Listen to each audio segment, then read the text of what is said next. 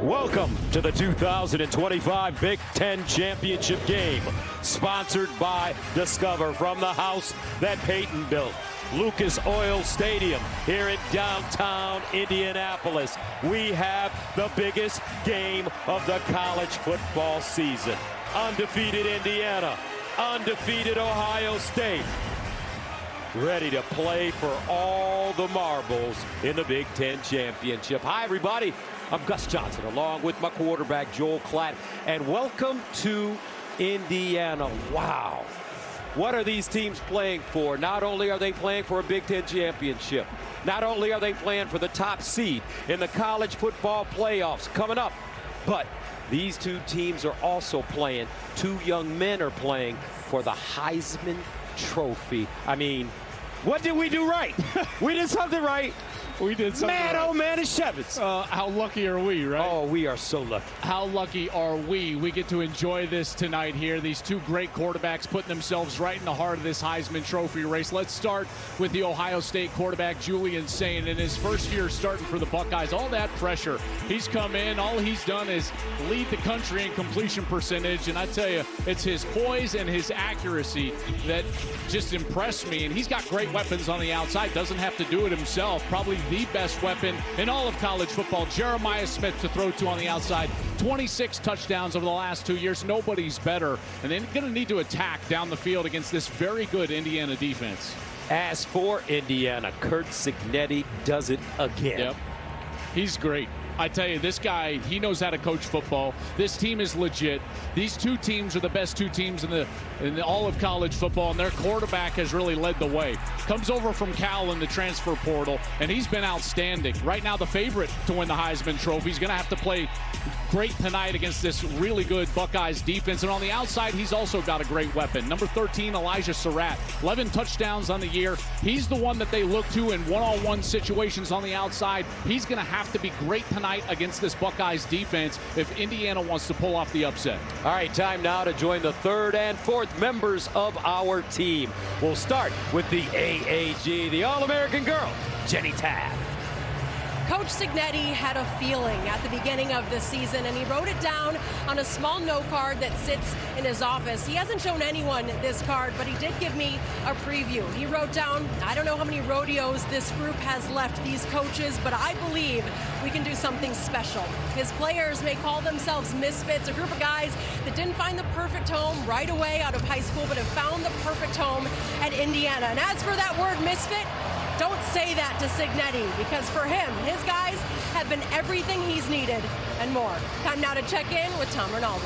Thanks a lot, Jenny. Proof that freshman quarterback Julian Sayin is ready for this stage. Ryan Day believes he found it a week ago at Michigan. His first start in the rivalry, his second pass of the game, an interception which led to a field goal. It wasn't about the play, Day said. It was about Sayin's response. No panic, no emotion. Looked at the picture, said, I know the mistake, it won't happen again, and it didn't. 230 passing yards, 3 touchdowns from that point on. It's that poise that Day expects to find in this game, and as the games grow bigger. And Gus, it feels pretty big right now. All right, Tom, I bet you it does. Coming up after the break, a special performance of our national anthem by the marching bands from Ohio State and Indiana. Welcome back to the 2025 Big Ten Championship game. Right now, let's go to public address announcer Tim Sinclair. Fans, if you are able, please stand as we honor America and our armed forces around the world with the playing of our national anthem. Tonight's colors are presented by the Indiana Air National Guard. The marching bands from Indiana and Ohio State proudly combine under the direction of Ohio State's Dr. Christopher Hoke as they lead 513 Big Ten musicians in the playing of our national anthem.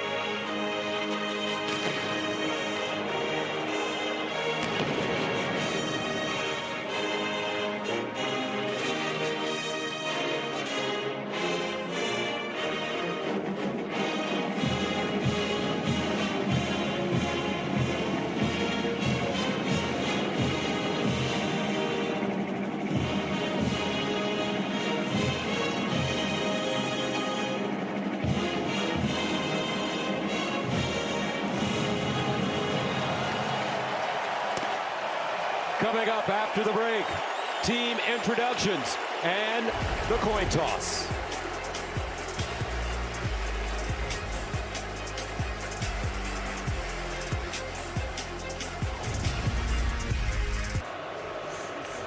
Welcome back to the 2025 Big Ten Championship game. Time now to introduce the teams competing for today's Big Ten Championship. Entering tonight's game with a perfect 12-0 record and making their 7th championship game appearance, the #1 team in the country, the world-famous Ohio State Buckeyes. Ohio State's incredible season has them in pursuit of another national championship. Set the tone early. Week after week, they've answered every challenge. The reigning national champions remain undefeated. They exercise the demons. 3, 1, 2, 3. The offense is dynamic, a well-balanced attack of power and precision, led by their Heisman candidate quarterback, Julian Sayin. Fires! Touchdown Buckeyes! The defense is dominant, playing at a historic level, suffocating opponents and taking over games. And here it comes. Under pressure, hit. Combined, they have formed an undefeated juggernaut. A program built on toughness, discipline, and brotherhood. A team dreaming of being the first repeat national champion in school history. These are the Ohio State Buckeyes. Please welcome the defending national champion, the Ohio State Buckeyes.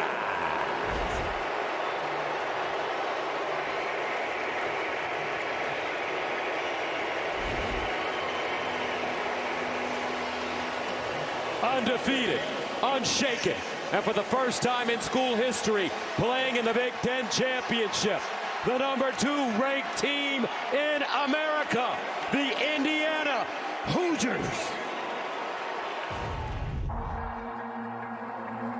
They've climbed from the shadows of doubt and emerged as one of the elites. That team right there is capable of playing with anybody in the nation. They're a force to be reckoned with. The Hoosiers are undefeated, ranked #2 in the country, with an explosive offense on the ground and through the air. It's on. Touchdown, Indiana. What a catch. Led by Heisman Trophy candidate Fernando Mendoza. Touchdown! Wow! Unbelievable! Give him the Heisman Trophy now. A gritty defense that's relentless and suffocating.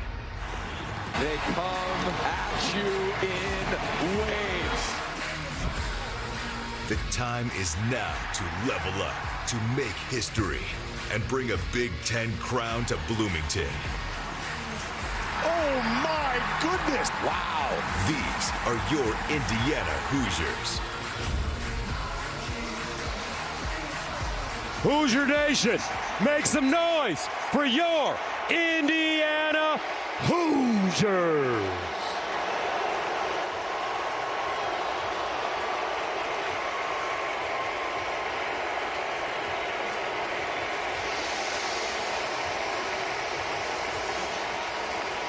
Now let's go downstairs to Tom Rinaldi. Gus, thanks a lot. Ryan, by any metric, this is the best quarterback you will have faced this season. What do you most need to do defensively to disrupt Mendoza? Well, anytime you're looking to stop a quarterback, you got to do it by pass rush or disrupting the pass routes. So that'll be important, but we also, don't want them to have balance. So you got to stop the run. That's the first thing. Then you got to get pass rush and you get your hands on some balls. Your sense of the emotional temperature of your group coming out? Yeah, it's great. These guys are fired up. Got to throw the first punch, come in at halftime, figure out what's going on, and then go into the second half and win it there. Appreciate it. Good luck, Ryan. Jenny? Tom, thank you, Coach. What was your final message to your guys ahead of this championship game? They're a special team, but we got to prove how special we are tonight. How confident are you that you can win this game? Well, I mean, you can't. Look, you got to go in with confidence, but you got to earn it. Everything in football is earned, one play at a time. Thank you.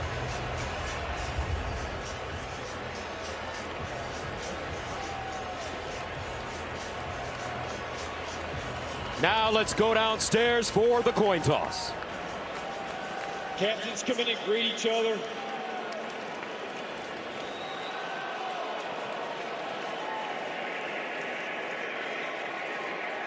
Indiana's been designated as the visitor on this game, so I'll have you call the toss. You repeat his call. This will be the coin tonight. Both helmets for Indiana and Ohio State is heads. The Big Ten logo is tails. What's your call? What did he call? He called tails. We're going to let it hit the ground. It's a head. Ohio State won the toss, deferred their choice to the second half. You'll want to receive. Indiana will receive. Put your backs to the goal.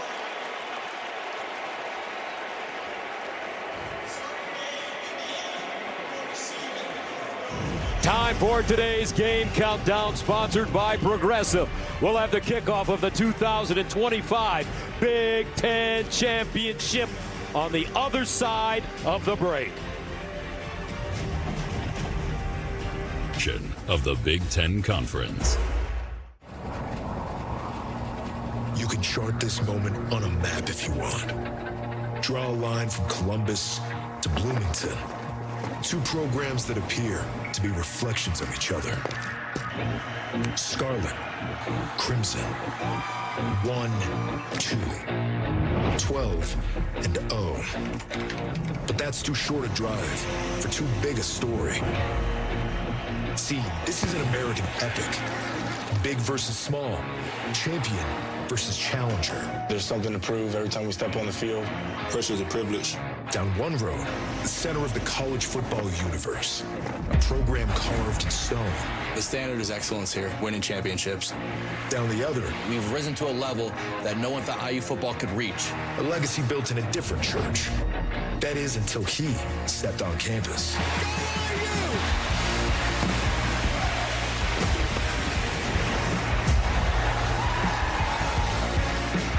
Two roads meet tonight in Indianapolis.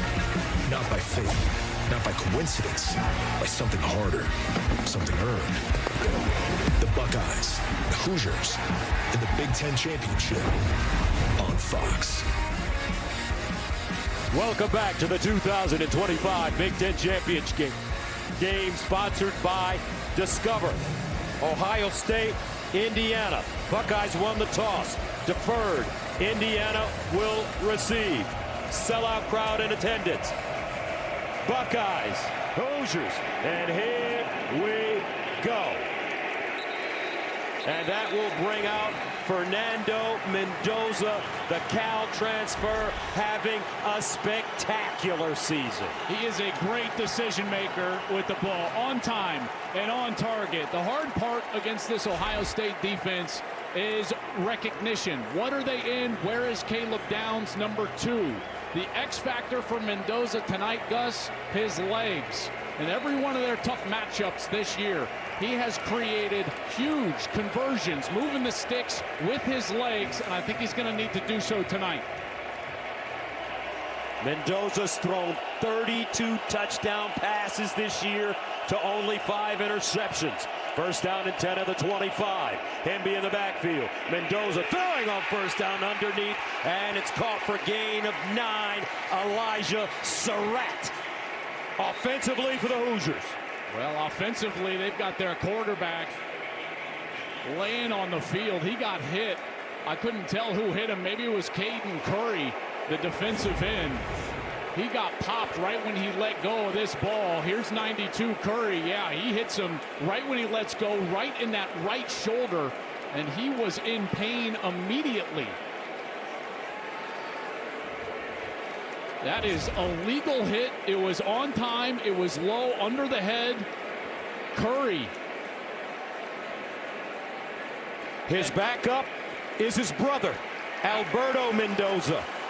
And Alberto has played in several games because of all the leads that Indiana has been able to have this season long, but certainly no time on the field in a situation like this one in a Big Ten championship game. Here he comes outside of the pocket. Watch Curry right here. Totally legal hit. Hits him under the strike zone. and right in that right shoulder. Man, he just drilled him. This Ohio State defense is so physical. They played physical last week. And good thing for IU, Mendoza up and jogging off the field. I tell you what, every single Indiana fan in this building and around the country, heart in their throat right now with the Heisman Trophy candidate laying on the ground, and now his brother jogs on the field. Alberto, what does this do to your play calling? You expect a run here if you're Ohio State. Makes it 2nd down and 1. Alberto Mendoza in for his big brother. He'll hand it off. And this is Hemby leaning forward, looking for that 1st down. And I think he did get that ball to the 35-yard line. And here we go, 15 back on the field. Listen to this crowd. The one thing they'll tell you about Fernando Mendoza, he's taken some shots this year, and he is as tough as they come. Yeah, he's got courage in the pocket. He is courageous in there, and he's made some huge throws, taking contact right to the chest. Big throws against Oregon, Iowa, Penn State down the stretch, and here he is loosening up that right arm that he just got hit. 1st down and 10 at the 35. And they'll run it straight ahead with Hemby.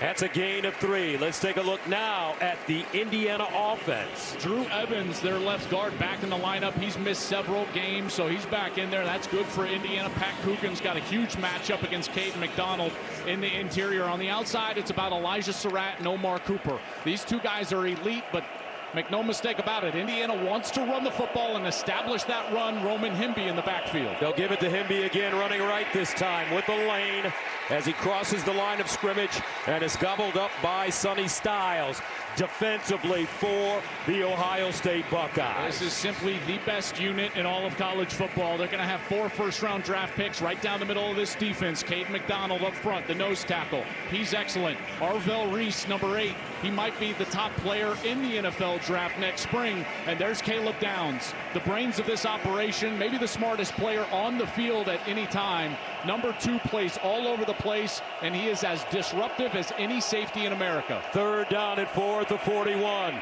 Mendoza to throw it with time. Bounces out. Mendoza wants to run it. Dumps it down. Nice play. Improvisation.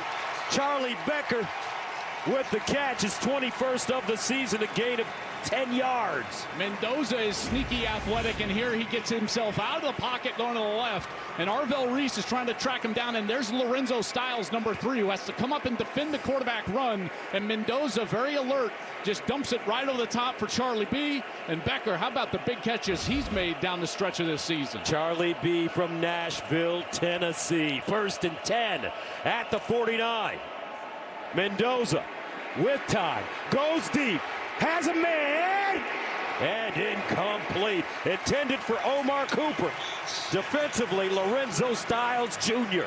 in coverage. And Lorenzo Styles was in man-to-man.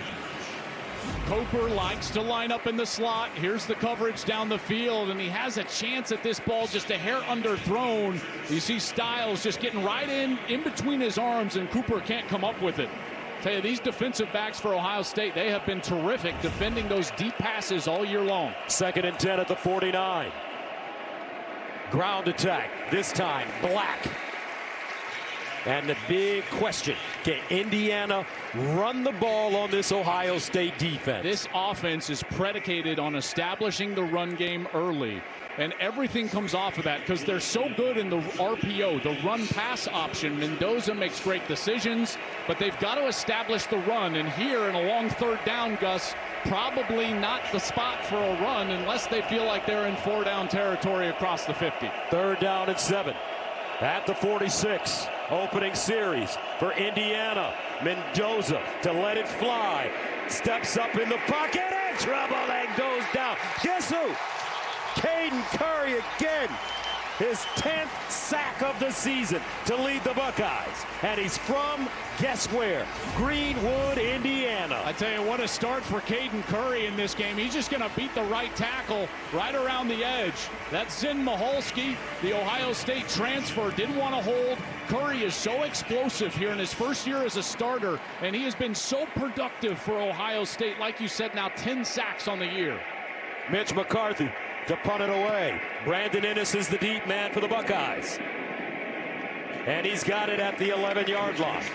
And that will bring out a young phenom, Julian Sayin, from Carlsbad, California, will come onto the field after this. Some hard hitting going on early. Buckeyes with the football for the first time in a moment. The Big Ten Championship on Fox is sponsored by Discover. It pays to discover. Welcome back, folks. Ohio State on offense for the first time. That brings on Julian Sayin. He is the most efficient quarterback in the country, and Tom touched on that poise after throwing that interception. His second passing attempt of the game last week at Michigan on the road, snow flying. He came out. He was 19 for his next 24 to finish that game. Ryan Day knows that he has a great game manager, but it's more than that. Quick release, hyper accurate. I tell you, Indiana has their hands full against this passing game here tonight. Leads the nation in completion percentage at 79%. Buckeyes start from their own 12-yard line. Sayin out of the gun. He'll fire. Jeremiah Smith with the catch on first down, and he'll pick up a first down as he gains 13. Offensively for Ohio State. You know, when I look at this offense, they just have answers everywhere. They've been able to run the football here in the back half of the year. They've been very good at that with Bo Jackson emerging 3 straight 100-yard games. His offensive line protects extremely well, and then they've got the 2 stars on the outside. You have to ask yourself as a defense, who do I take away? You can stop the run, fine. Tate and Smith are on the outside. Again, answers everywhere for the Buckeyes. First down to the 25. Here's Sayin to throw it again. Skips around, looks backside, and just fires this one out of play. Defensively for Indiana. Yeah, this is really the lost unit in this game. You know, no one talks about Indiana defensively, but this is one of the best defenses in America. They've given up just under 11 points per game. That's second in the country to Ohio State. They've got first-team all-conference players at each level. Tyreek Tucker up front, Aiden Fisher, the brain of the operation at middle linebacker. D'Angelo Pons, number 5, one of the great corners in college football and in the Big Ten. And he's going to have a heck of a matchup against his former high school teammate, Jeremiah Smith. On second down, they give it to Bo Jackson. And the freshman sensation will pick up positive yardage. Lewis Moore and D'Angelo Pons combining on the 4-yard gain. When you get to third down, Ohio State will know that you've got to beat zone defense. Indiana runs more zone coverage than anybody in America. And they are technicians. Carnell Tate, number 17, as good as anybody against zone. And in particular, when they get in a bunch set like this up at the top, watch for them to clear out, get number 17 right at the sticks to hook up for a first down. That's what they love to run. Third down and 6 at the 29. C.J. Donaldson in the backfield at running back. Here's Sayin over the middle and intercepted. Lewis Moore. Indiana has a football. Reminiscent of last week for Ohio State. Well, I think he's fooled here. He thinks that this is a half safety over Smith, but Lewis Moore actually goes to his left, and then he's able to drop down on this right. Brandon Inniss trying to get that first down, and Lewis Moore now his 6th interception on the year. He has been outstanding. His eyes were in the backfield the whole time. Gets a little bit of a tip as he defends the ball, and it bounces right to him. And now Indiana, great field position inside the 25-yard line.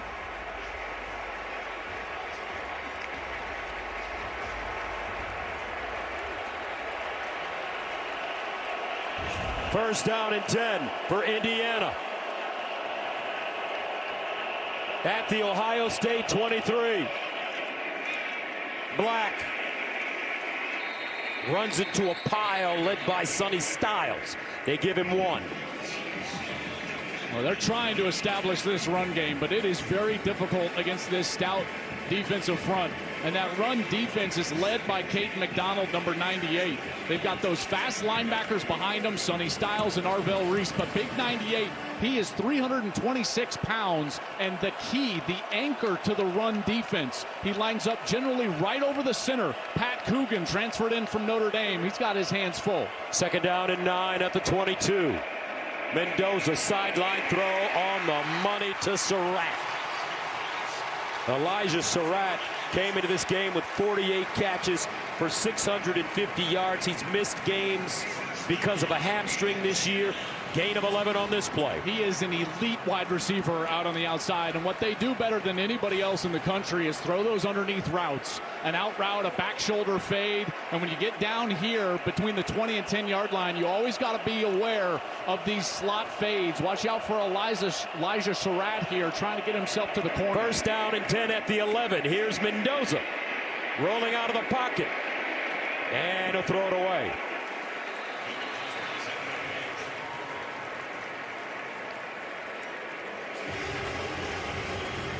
Look who's chasing him down. How about Curry is just playing his absolute lights out. I tell you, this is a guy that is just energy on the field, getting pressure.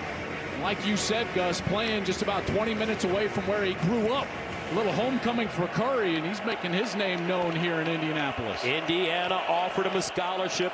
He chose to head to Columbus. 2nd and 10 at the 11. Here's the running game with Hemby and Ohio State ready for it. No gain on the play.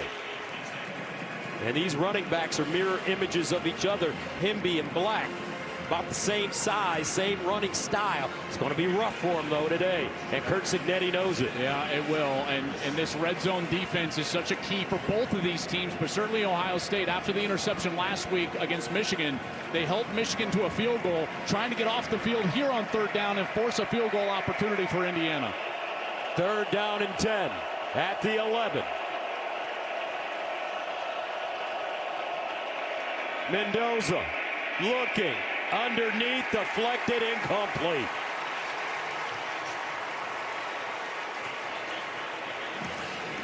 Ohio State bringing pressure. And it's Curry again. He spins. He doesn't get the pressure all the way to the quarterback, but watch as he's able to spin around and get his hands in the air, and he bats that ball down, and it fell to the feet of the intended target, and they'll settle for a field goal. This one from 29 yards away for Niko Radicic. Got it up and good. Indiana on the board first. The Hoosiers capitalize on the turnover. Lewis Moore picked it off. Radicic punches it through. 3-0 Hoosiers. Challenge. Download the Fox Sports app right now and enter for free for a shot to win your share of 5,000 big ones in cash prizes. See the Fox Sports app for details. 3-zip. Indiana strikes first after the interception. Settling for the field goal. Julian saying this is reminiscent of what happened last week. Sure is. Now, he bounced back last week, but you know, I would venture to say this defense that he's facing today is a better defense. And this one caught by Ennis. Let's check in with Tom. Gus, you can call it deja vu. Last week it was the 2nd passing attempt at Michigan that got picked. This week the 3rd. We told you about how he responded without panic or emotion a week ago. Same exact scene played out on the bench. Picked up the tablet, reviewed the pictures, put on the headset, talked to the coaches upstairs, and then was the first player off the bench to congratulate the defense for getting the hold to keep them to a field goal. Didn't see any overt reaction from the freshman. We'll have to see if he responds the way he did a week ago in the snow and the cold. Guys? All right, thank you very much, Tom. 1st and 10 of the 25 now for Sayin and the Buckeyes. Play fake. Sideline throw. Jeremiah Smith out of bounds. He'll pick up 6, maybe 7 yards on the play in front of his high school teammate, D'Angelo Pons. That's a great matchup to watch. Yeah, it really is. And these two guys have been going at it for a long time. They were high school teammates for a year. The hard part for Pons, who's just an incredible player. He's only 5'9", 173 pounds, though. So he's given up 6 inches and 50 pounds to Jeremiah Smith, who's 6'3", 223. 2nd and 3. Sayin in trouble. Dances out of the pocket, throws on the move, and out of bounds. The catch is made by Carnell Tate, and it looks like he has the first down. And one of the things this defensive front does such a good job of is create pressure, and they're very elusive, tough to block. And here's Shabola, the right guard, 77. He gets an inside move by Stephen Daly, and Daly was right in the face of Julian Sayin, who had to get out of the pocket and find his wide receiver, Tate, who catches it for a first down. First down from the 37. Jackson, the single setback. Sayin steps into his throw over the middle, caught Jeremiah Smith. That's another first down. So the game plan looks pretty simple so far, Joel, for Ohio State. Keep Jeremiah's hands full. Yeah, why not, right? Because number 4 is a great player. Watch, he slips. It's like he's on ice skates, and he's still able to find his feet and get back to the football. Sayin trusts him enough there. He gives him the ball, and it's another first down for Ohio State. Smith came into this game with 72 catches for 942 yards and 11 touchdowns receiving. First down at midfield. Bo Jackson turns it up, finds a seam, and Lamar Jackson having an incredible season, gains 7. Let's check in with Jenny.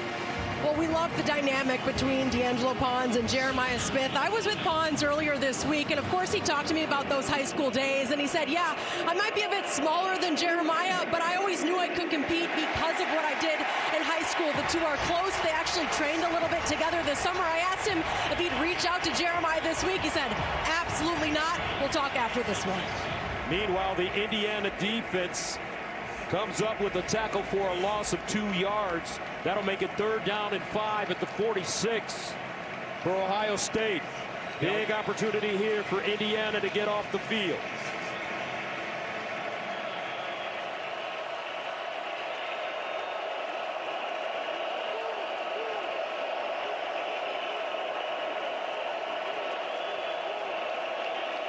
Donaldson replaces Jackson. Sayin to throw it. Sayin. No, and again! A slam in the backfield. Hardy with the sack. And Ohio State will have to punt it away. Elijah Hardy, the sophomore from Lakeland, Florida.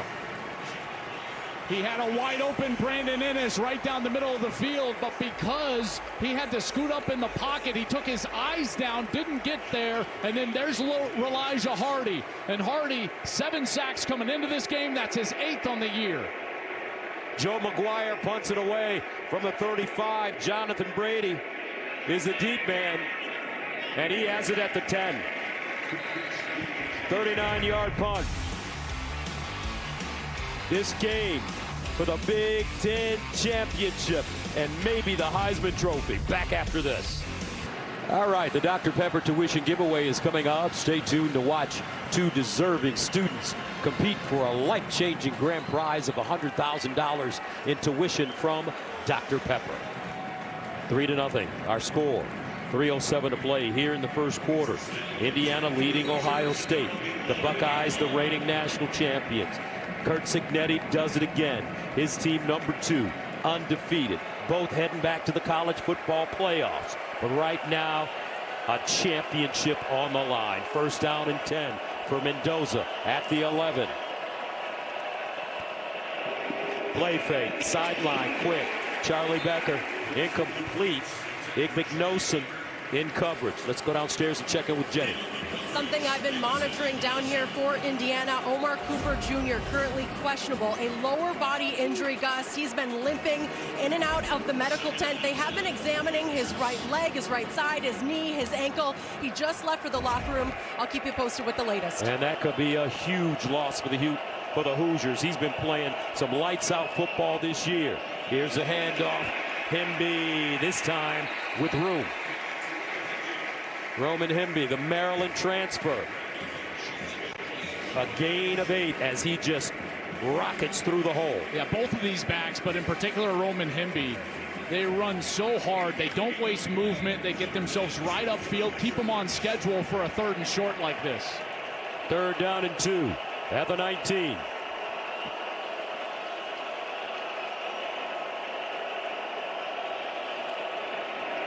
Mendoza, quarterback run, and he'll pick up the 1st down and more. And that's one of the aspects of Mendoza's game that makes him dangerous. That really is, and what they need is you always have to have a good block from your running back. And watch Roman Hemby. He's going to come up and just get enough of Sonny Styles and allows Mendoza to get over to that left side and get the line to gain. But that's something that they have all year long. When they need one of those 3rd and shorts, it's a zone read or it's a quarterback draw. But Mendoza, he is sneaky athletic. And like I said at the beginning of the game, his legs were going to be a factor. He's rushed for 243 yards this season and 6 rushing touchdowns. On 1st down, intercepted Igbenogson. Sonny Styles make that Lorenzo Styles blew up the play. And Igbenogson has his 2nd interception in 2 weeks. Well, watch Lorenzo Styles, number 3. He reads it perfectly. He goes in there, he makes contact, and Igbenogson is there off of the tip. Both quarterbacks now throwing interceptions, providing short fields for their offense. Buckeyes on the field when we come back.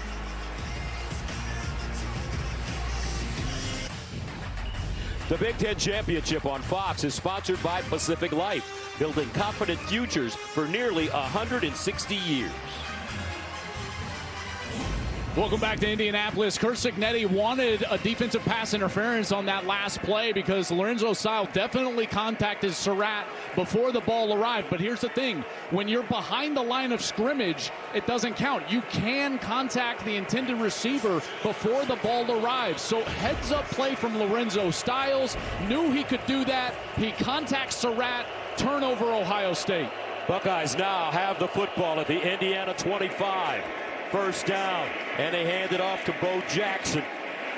And Jackson tumbles forward, flags on the play.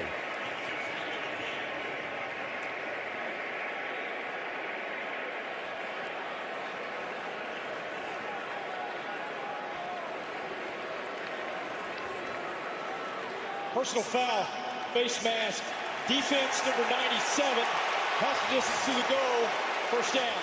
That's Mario Landino, the sophomore from Pennsylvania.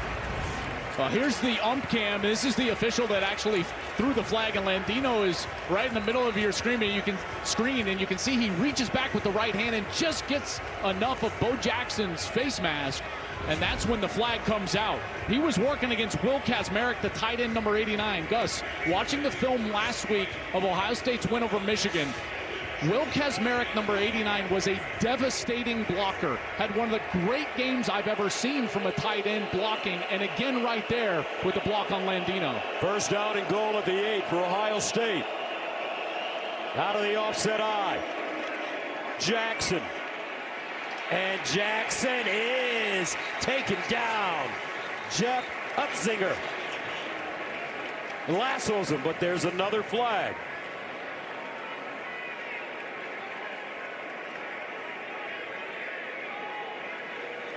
Offside. Defense number 8 lined up in the neutral zone. Off-yard penalty, 1st down. There's Stephen Daly, the defensive end, closest to the official who calls that penalty, and just lined up clearly with his helmet over the ball in the neutral zone. There you see the flag come out as Ohio State is trying to establish this run game like they did a week ago. So instead of the tackle for the loss, 1st down and goal at the 4.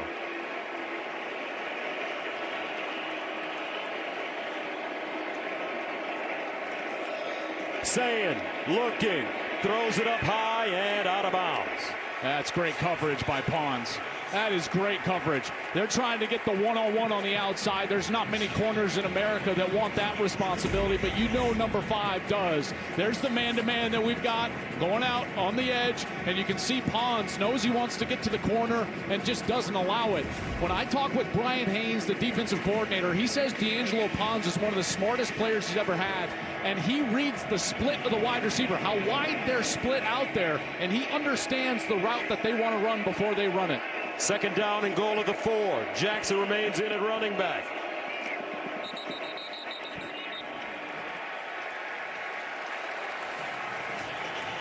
False start. Offense number 25. 5-yard penalty. Second down. You know, if you wanted to point to one weakness that this Ohio State team has, it's offensively the red zone. Trying to convert these possessions into touchdowns. They were turned away last year against Indiana in the red zone on a possession. They were turned away last week, had to settle for a field goal. They had 6 snaps inside of the 5-yard line on that possession against Michigan. And here backing up against the Hoosiers. 3 flags in the last 4 plays. Second down and goal now at the 9 for Ohio State.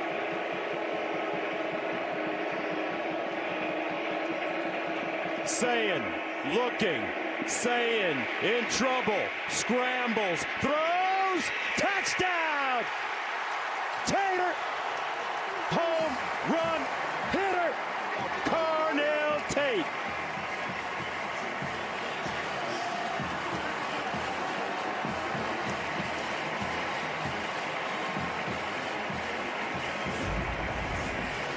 Well, it really starts with protection here with Julian Sayin. He gets all the time in the world, and you're going to see from the left side of your screen, Carnell Tate, inner right there. And as Sayin escapes the pocket, now Tate is wide open. And Sayin finds him for an easy touchdown, and Ohio State is able to convert the turnover into points.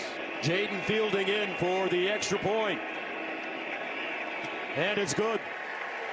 7-3. Buckeyes respond. Carnell Tate, just a spectacular player. His 9th receiving touchdown of the season. They initially wanted to double team both Smith and Tate on that play. But because it was extended by Sayin, getting himself outside of the pocket, Tate was able to go all the way across the field. One of the things that I love watching tape on Carnell Tate is his awareness of space and situation. He thought he was open initially, but he knew as Sayin left the pocket, in particular to his right, to keep going. He got to the back of the end zone. It's a perfect scramble rule from the wide receiver, and he's wide open for the touchdown. What a sensational player Carnell Tate is. Tate has missed time this season because of injury, undisclosed. Came back last week against Michigan. Had a big-time touchdown in that one. And right now he gives Ohio State the lead.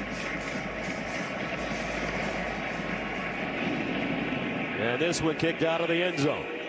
Tomorrow, Joe Burrow and the Bengals take on Josh Allen and the Bills, or other regional action then in America's Game of the Week. Caleb Williams leads the Bears in a pivotal NFC North showdown against Jordan Love and the Packers, or Rams Cardinals. Check local listings for the games in your area only on FOX. So how do the Hoosiers respond?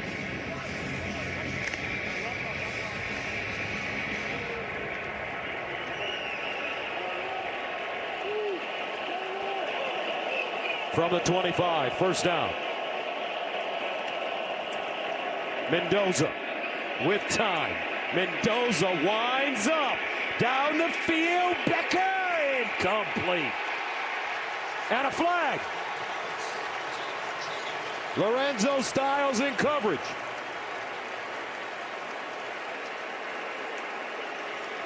Pass interference.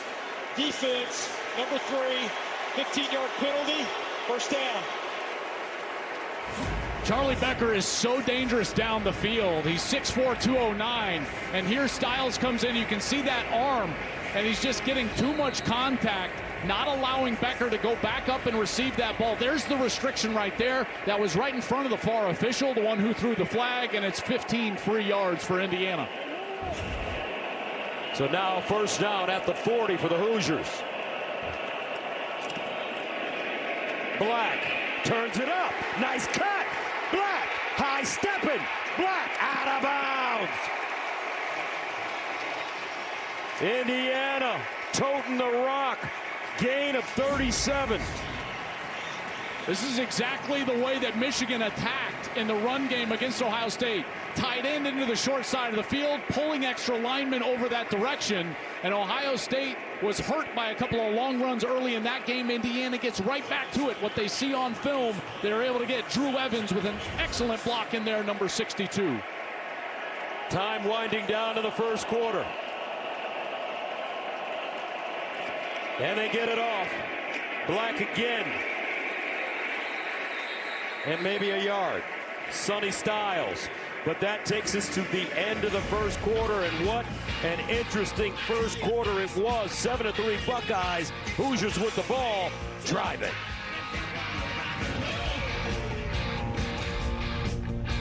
Welcome back to the 2025 Big Ten Championship game, sponsored by Discover. Start of the second quarter. 7-3. Ohio State leads Indiana. Hoosiers, though, with the ball. Second down and 9 at the 22. Well, they've been aggressive, haven't they? Taking shots down the field. Now they get this big run. And now set up here with the possession inside the 25. Hemby in the backfield. They give it to him with a lane. And Hemby gains about 3 yards as he popped it through. Caden Curry, who's been all over the field here in the first quarter. Now the second quarter. He has turned into just a sensational player. Remember, they lost all 4 of their defensive linemen from a year ago, lost their defensive coordinator. Matt Patricia comes in here as the play caller on defense, and all these new faces for the defensive line for Ohio State. They have been terrific all season long. Third down and 6 at the 19. Surratt, he's the go-to guy on the back shoulder. Mendoza looks that way, in trouble, scrambling. Mendoza goes down behind the line of scrimmage. Kenyatta Jackson Jr., 6.5 sacks now on the season, a loss of 2. That's just great coverage from Ohio State. And now twice Indiana has had the ball down inside the 25-yard line, and Ohio State has turned him away. He's got his eyes over to the left. Surratt can't come open. There's double coverage over on Charlie Becker. On the other side, look at the great coverage on this side. That's where he wanted to go first, Nowakowski. Surratt's getting locked up by Igbinosun, and they've got to settle for another field goal. So Radicic, the kicker of the year in the Big Ten Conference, 14 of 14 on the season. He's been good from 29, this one from 40, and he missed it. First miss of the year. The score remains 7-3. Ohio State. Jackson getting to the quarterback. Ryan Day says, that's what I'm talking about.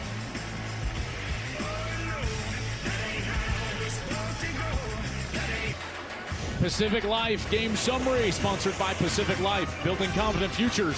For nearly 160 years, both quarterbacks have thrown an interception here, but Ohio State is the offense that was able to capitalize. They put it in the end zone. Indiana had to settle for a field goal, and then Radicic, who was the Big Ten kicker of the year, just had an attempt that just missed to the left, and we have a 7-3 ball game here in Indianapolis. First down to the 22 for Ohio State. Isaiah West checks in the game at running back. He'll go straight ahead. The freshman from Philadelphia, Hardy, stands him up after he gains 3. Now, one of the things that Indiana loves to do, in particular on first down, is they give you this too high shell, but then they allow Pons to be single covered, and they move this direction. And it's that style of disguise that has given Julian Sayin a bit of trouble here tonight. They play heavy zone coverage, almost exclusively zone, And there's been several times where Sayin has held the football, not necessarily understanding where they're rolling to in coverage. 2nd and 6 at the 26. Sayin on the play fake. Sayin down the field. Smith! Jeremiah! At the 20. And chopped down Jeremiah Smith.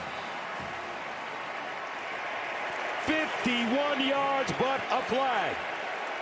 And the flags are back in the backfield. The Ohio State offensive linemen staying back there. And now they're jogging down the field. This one might be Indiana. Illegal helmet contact, hands to the face. Defense, number 6. Half the distance to the goal, first down. That's Kamara. Kamara, there's that hand right up in the face. That's a good call. Luke Montgomery, number 51. He puts his hands up. Here's the route. One-on-one, man. This is just tough. Look at the head of steam that Jeremiah Smith had. Again, he's got 50 pounds on Pons. He runs right through him. Sayin just a touch underthrown, but a big pass down the field to the best wide receiver in college football. Ryan Day loving it. Smith already 4 catches for 84 yards. That one for 52. 1st and 10 at the 11. Jackson, the deep man in the I formation. They give it to him. And he'll lower his head. Stopped by Hardy.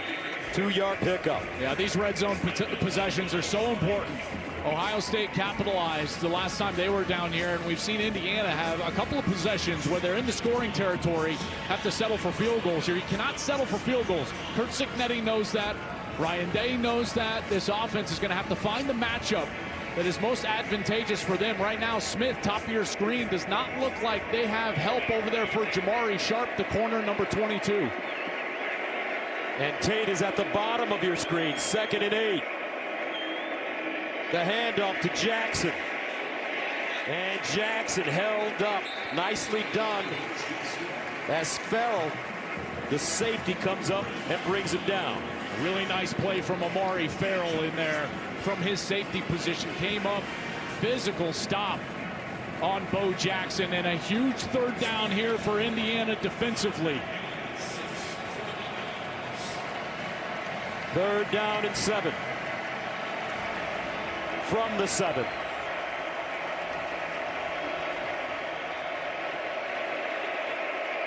Max Clare, the tight end in the slot, near side. Sayin rolls out in that direction and is dragged down from behind by Isaiah Jones.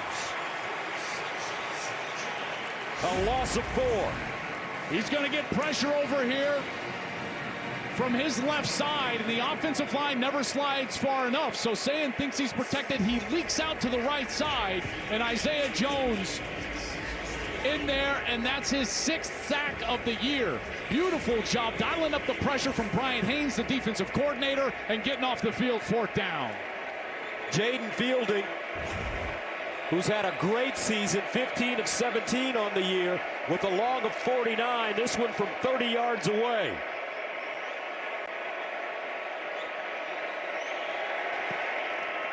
And it's good. 10-3 Ohio State. 10:08 to play, 2nd quarter. Back to the Big Ten Championship game right after this.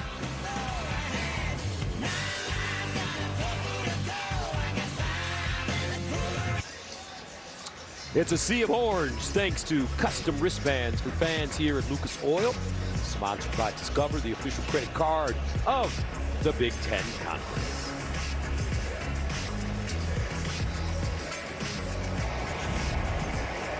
Ten to 3. Ohio State. 10:08 to play, 2nd quarter. Indiana will get an opportunity to respond. They hold the Buckeyes to a field goal. That was a giant stop. You keep it to a 1-possession game. You gain some confidence defensively after the big play to Jeremiah Smith and give the ball back to that man, Fernando Mendoza, in this IU offense. What's going through his mind right now, Joel? Well, you know, I think the loss of Omar Cooper is really big deal for this Indiana team. All right, let's go downstairs and check in with Tom. Well, Gus, after Julian Sayin was flushed from the pocket on that third down, his shoe ejected and went about 10 yards farther than he did as he came out of bounds. You see it there as he gets the tackle to the boundary. You see how far the shoe flew. Oh. Then as he made his way back toward the bench, couldn't tell if it was a limp simply because he didn't have a shoe on. Now getting heavily taped along that foot. Struggle to get the shoe back on. Now with tape, just something to keep an eye on in terms of his mobility when he comes back. Good point, Tom. Thank you very much, and we will keep an eye on it. 1st and 10 of the 25. Mendoza without one of his weapons. Near far side, caught, out of bounds. Great catch this time, Jonathan Brady. Yep. Jonathan Brady is a guy that's going to have to step up. Only 12 catches on the whole year.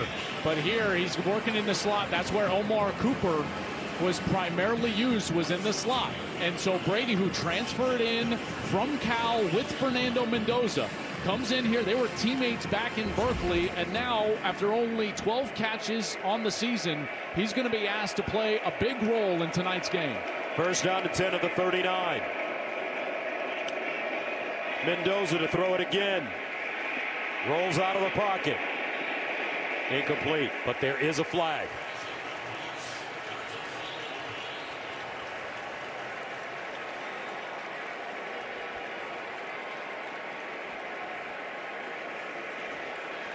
Holding, offense, number 74, 10-yard penalty, 1st down. Well, they call this one on Bray Lynch, the right guard. He was working on Caden McDonald, and McDonald had a free run here, and you just see that jersey just get tugged right there. I thought it was more of a slip from McDonald than an outward hold. The Indiana fans reacting here do not like the call. Right guard Bray Lynch, he's been rotating a little bit. Drew Evans comes back. Johnny, number 72, into the ball game. 1st down and 20. Mendoza, delayed handoff. Hemby. And Roman Hemby. They give him 7 yards on the play. You know, without Omar Cooper, you know, Ohio State is going to be able to focus a lot of their pass defense on number 13, Elijah Surratt. You know, in particular when you get in these long yardage situations, we'll see how this defensive backfield wants to attack and cover number 13. 2nd down and 13. At the Indiana 36. Mendoza goes through his progressions, pops it out to Hemby, his running back. Hemby showing some very solid hands. Another 7-yard gain. I'll tell you, those 2 snaps, they don't look like much, but after they were behind the chains severely because of that holding call, now a couple of small completions don't look like much, but what does it produce? A 3rd and manageable. Here and now 3rd and 6, Gus. You've got everything at your disposal, including, watch out for, as they spread you out, Fernando Mendoza and his legs. 3rd down, 6 at the 43.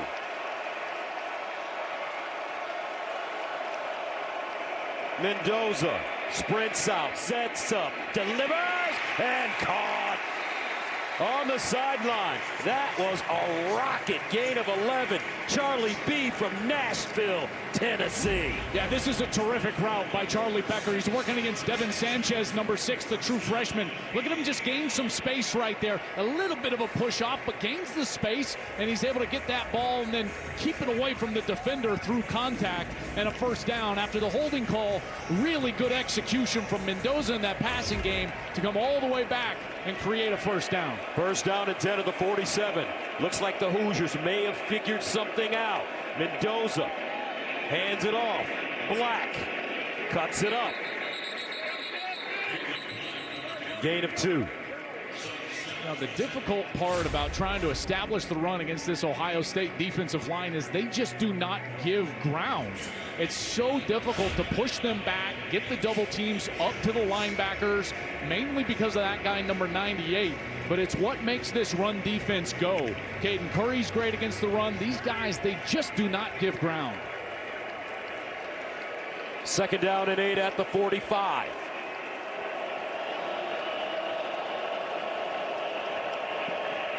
High snap, handle, Far side throw, nicely done, Brady.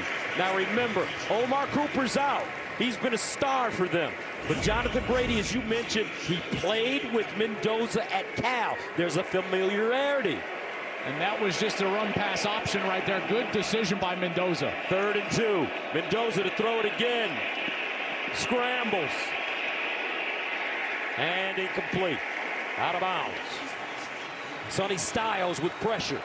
Yeah, I think this is 4-down territory here for Indiana. Got 3rd and short. Ohio State wanted a hold on that last play, did not get it as Kenyatta Jackson was in the backfield, but here we go. 4th down, Indiana staying on the field. Indiana on the season, 7 for 15 on 4th down conversions. They need 2. Black in the backfield.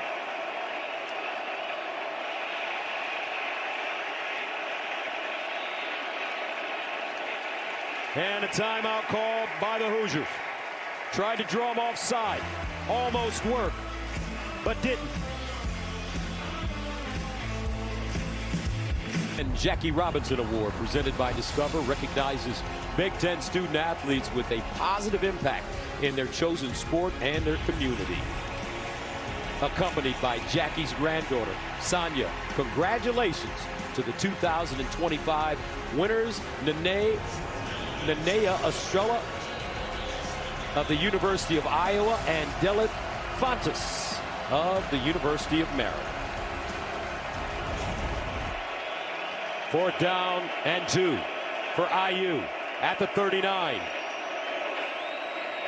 Mendoza pulls it out under pressure, gets it off and finds his tight end. Riley Nowakowski picks up the 1st down. A gain of 9 on 4th and 2.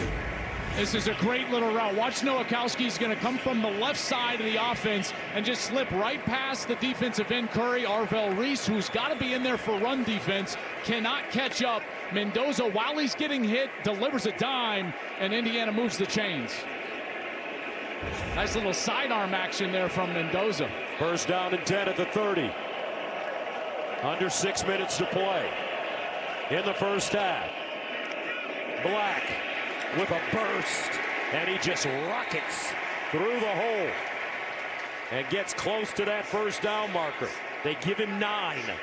This is the same formation that Michigan was using, tight end into the short side of the field, and it allows them to get those down blocks and get to the linebacker. And they'll run it once again. Black breaking tackles.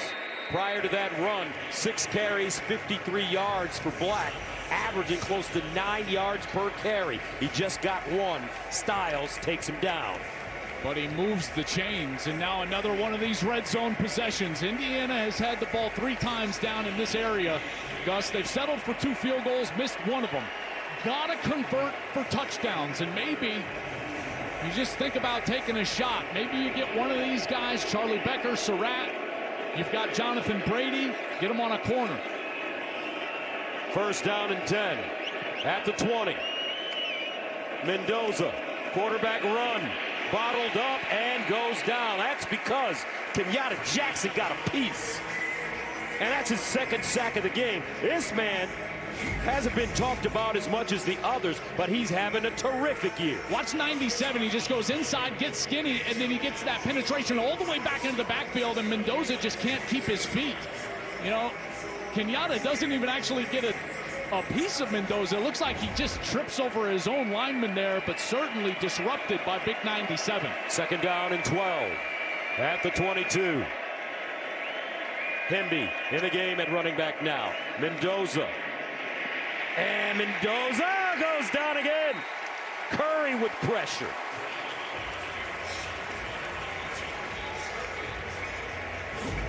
Well, their normal right tackle, Khalil Benson, has been banged up over the last few weeks. So Zin Maholski, a backup, is out at right tackle, and Curry is getting after him. Maholski transferred to Indiana from Ohio State this last offseason. He started 1 game for the Buckeyes in his career there, and now Curry taking advantage of his former teammate. 3rd down and 15 at the 25. Mendoza underneath. Nowakowski trying to get outside, turns it up and out of bounds. They give him 10 on 3rd and 15. So a decision now for Curt Cignetti. 4th down.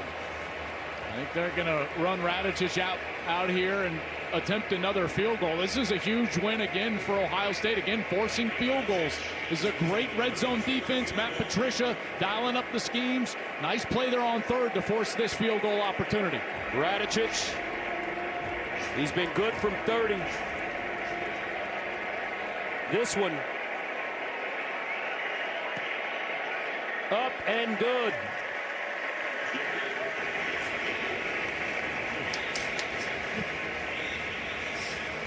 (10-6).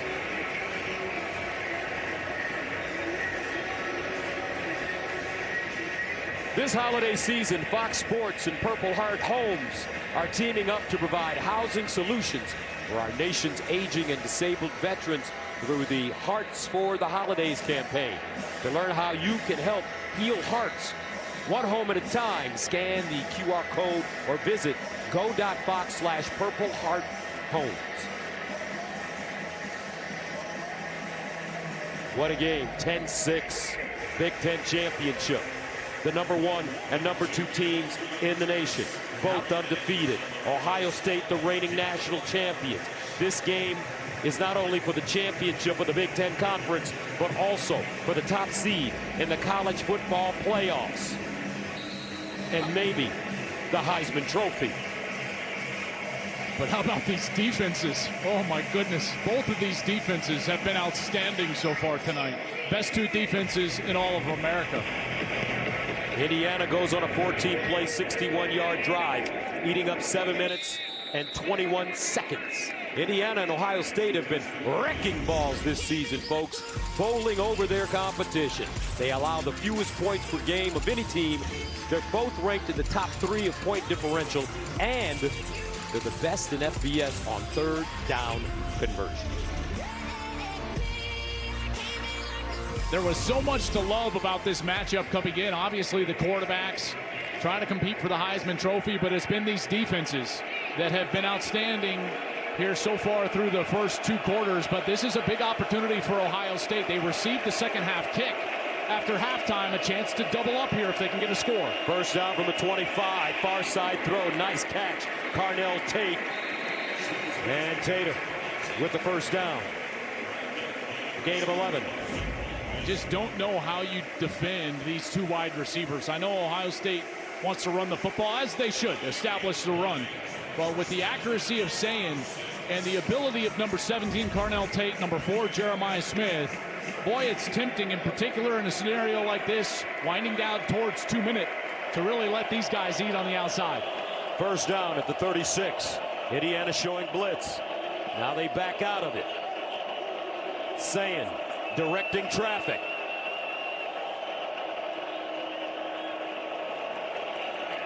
And that'll take us to the 2-minute timeout. 10-6 our score. Curt Cignetti, focused. Indiana, hopeful. Championship on Fox is sponsored by Progressive Insurance. Home and auto coverage you can count on. Left between 15-7. It's 10-6 Buckeye. And you coming up in the State Farm halftime. 17 trying themselves into the playoff race. Texas Tech, they won their first ever. And Alabama, surprising loss, really shakes up the playoff conversation. Hey, Gus, do you believe in karma? I do.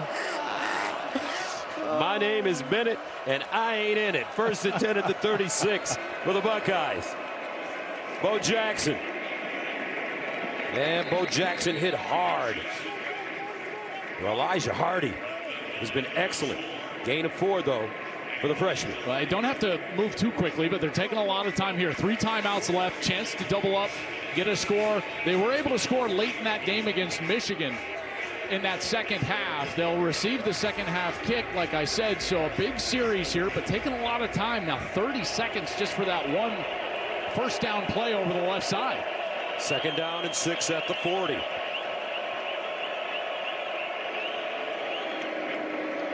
Sayin, double clutch. Sayin is sacked. Isaiah Jones. A loss of 2. I don't know why they're not taking a timeout right here. He's trying to throw a quick screen over the right side. And you can tell he just double clutches because the coverage rolled over in that direction. Now he takes a sack. Now we're inside of a minute. They've got all 3 timeouts in their pocket. Don't know why they didn't take one there. Obviously didn't want to leave too much time if they're unable to convert, if they're forced to pump this one away. 3rd down and 8 at the 38. 40 seconds to go. Sayin. Sideline. Incomplete. And with 32 seconds remaining in the first half, Ohio State will send it off. Well, I don't know why Indiana didn't take a timeout there with all of that, but before the 3rd down play, you could tell that Ryan Day was just going to play conservatively there, drain the clock, try to not leave too much for Indiana. I thought Curt Cignetti with 2 in his pocket could have taken one. They could have gotten the ball back with about 55 seconds left. McGuire from the 24. Brady, the deep man, at the 20.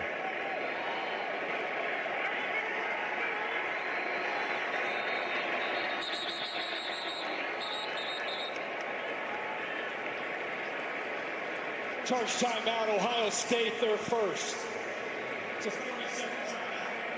So Ohio State calls timeout. Don't forget, folks, next Saturday, Fox Primetime Hoops returns with a bang. His 3rd-ranked Michigan battles against Maryland in a Big Ten showdown next Saturday at 8 Eastern on Fox. How about some of those big wins that Michigan basketball team had? My goodness. Oh, my gosh. I saw a game. They had 74 points in the first half. Unbelievable. That is Dusty May. Indiana will have just under 30 seconds and a couple timeouts. They do not have their long-range kicker, Brendan Frankie. He's been injured. Niko Radicic, their kicker, his longest attempt, that was really from 46, so they're going to have to drive this ball away. He's under 32nd. McGuire sends it away. Brady. And he has the fair catch inside the 15. 48-yard punt. Indiana, 2 timeouts left, 25 seconds to play in the first half. Now, here's what they have been able to do, though, this year. If you go back to the Oregon game, they got the ball in a similar situation right before the half against the Ducks on the road, and they were able to drive down quickly and get a late field goal before the half. They also drove the length of the field against Penn State. What they like to do is run seam routes with their interior wide receivers right down the middle and then dropouts on the outside near the sideline. And they'll hand it off. Hemby. And that should take us to the end of the first half. Your thoughts on what's transpired here, Joel? Really conservative coaching here in the last 2 minutes. I was ready for some fireworks from both of these guys, but each of them trusting their defense. Their defenses have been outstanding. Ryan Day takes it into the locker room, and Fernando Mendoza and this IU offense is going to have to find a way to convert these red zone possessions into touchdowns. Don't forget, after the break, join Rob Stone and the boys with the State Farm halftime show right here from Lucas Oil Stadium. Ohio State leading Indiana after the break.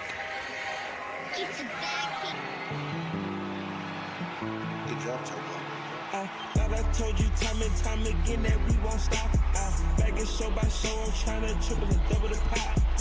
For at least 6 feet or so or more for him on now. Cooking up 25 rolls, all great interior whenever it's cloudy. Every day, but in my go from chasing health and wealth, not clout. Baddies under my belt, I cook like a chef from Mr. Chow. Welcome back to the 2025 Big Ten Championship game, sponsored by Discover. And what a game we have going on so far as we prepare for the second half. 10-6, number 1 versus number 2. Gus Johnson along with my QB, Joel Klatt. Indiana averages 44 points a game, second in the nation. Ohio State averages 37 points a game, 13th in the nation. It's 10-6. Yeah, that's right, because they're facing the 1 and 2 ranked defenses in the country. These defenses have been outstanding, haven't they? In particular, when their backs are against the wall in the red zone, that's really been the difference in the game so far. A couple of mistakes by the offenses. Lewis Moore, safety for Indiana, picks it off, but Ohio State held Indiana to a field goal. Then Fernando Mendoza returned the favor, a pick by Davison Igbinosun, but this time Ohio State was able to capitalize, put it in the end zone for that Carnell Tate touchdown. Kalon Black, beautiful run over the left side, set him up in scoring position, but a missed field goal for Indiana. And that's where we stand. You know, it was a big play down the field for Ohio State. Jeremiah Smith, 52 yards. Ohio State had to settle for a field goal. The defenses have been outstanding, and namely, and the guys touched on this at halftime, Indiana's defense on third down has been outstanding. They are 0-4, Ohio State, converting on third down, not one. And Julian Sayin is having some problems right now locating that defense. Now, Tom told us he was dealing with a little bit of a lower extremity. He's got that ankle taped up, but he has not been himself and not been in rhythm so far here tonight. Lowest scoring half of the season for Indiana. Ennis is the deep man. Quinn Ward will send it away. And Ennis with a solid return. Let's go downstairs to Jenny. Well, Indiana was fired up coming back out here, Gus. I pulled Coach Cignetti aside. I said, short and sweet, Coach, how do you score touchdowns in the second half? In typical Sig fashion, he said, well, we got to score and cross that goal line first. He then got serious. I asked him about Fernando Mendoza. He said he was unaffected by that early hit, but we do have to continue to protect our quarterback. As for Omar Cooper Jr.'s status, he said, I simply don't know. I like what our defense is doing, but we need a huge stop right here. All right, Jenny, 1st and 10 of the 27 for the Buckeyes. Play fake. Sayin rolls out of the pocket, dumps it down to his tight end. And this time, it's Kazmarek close to a first. Let's go downstairs to Tom. We're talking to Ryan Day coming out. It's as if he heard Joel Klatt and stressed the importance of the performance in the red area, saying the defense doing well to limit their points, but when the Buckeyes get in that red zone, they need to score. As for the message to his team, he said, we're winning this game. We need to win the first 4 minutes of the second half. We're going to have the ball and go from there. As for Julian Sayin, he said the poise that he's shown hasn't surprised him, and he expects the same in this half. All right, on 2nd and 1. First down. Jackson with a burst. Bo Jackson. On 2nd and 1, he gains 20. Jackson, 8 carries, 45 yards. Watch, they're going to pull around, and this is supposed to go to the left side, but Jackson sees the hole over here to the right side, and he's able to just wiggle through and get up onto that second level. Good vision from the young back who's got 6 games of 100 yards.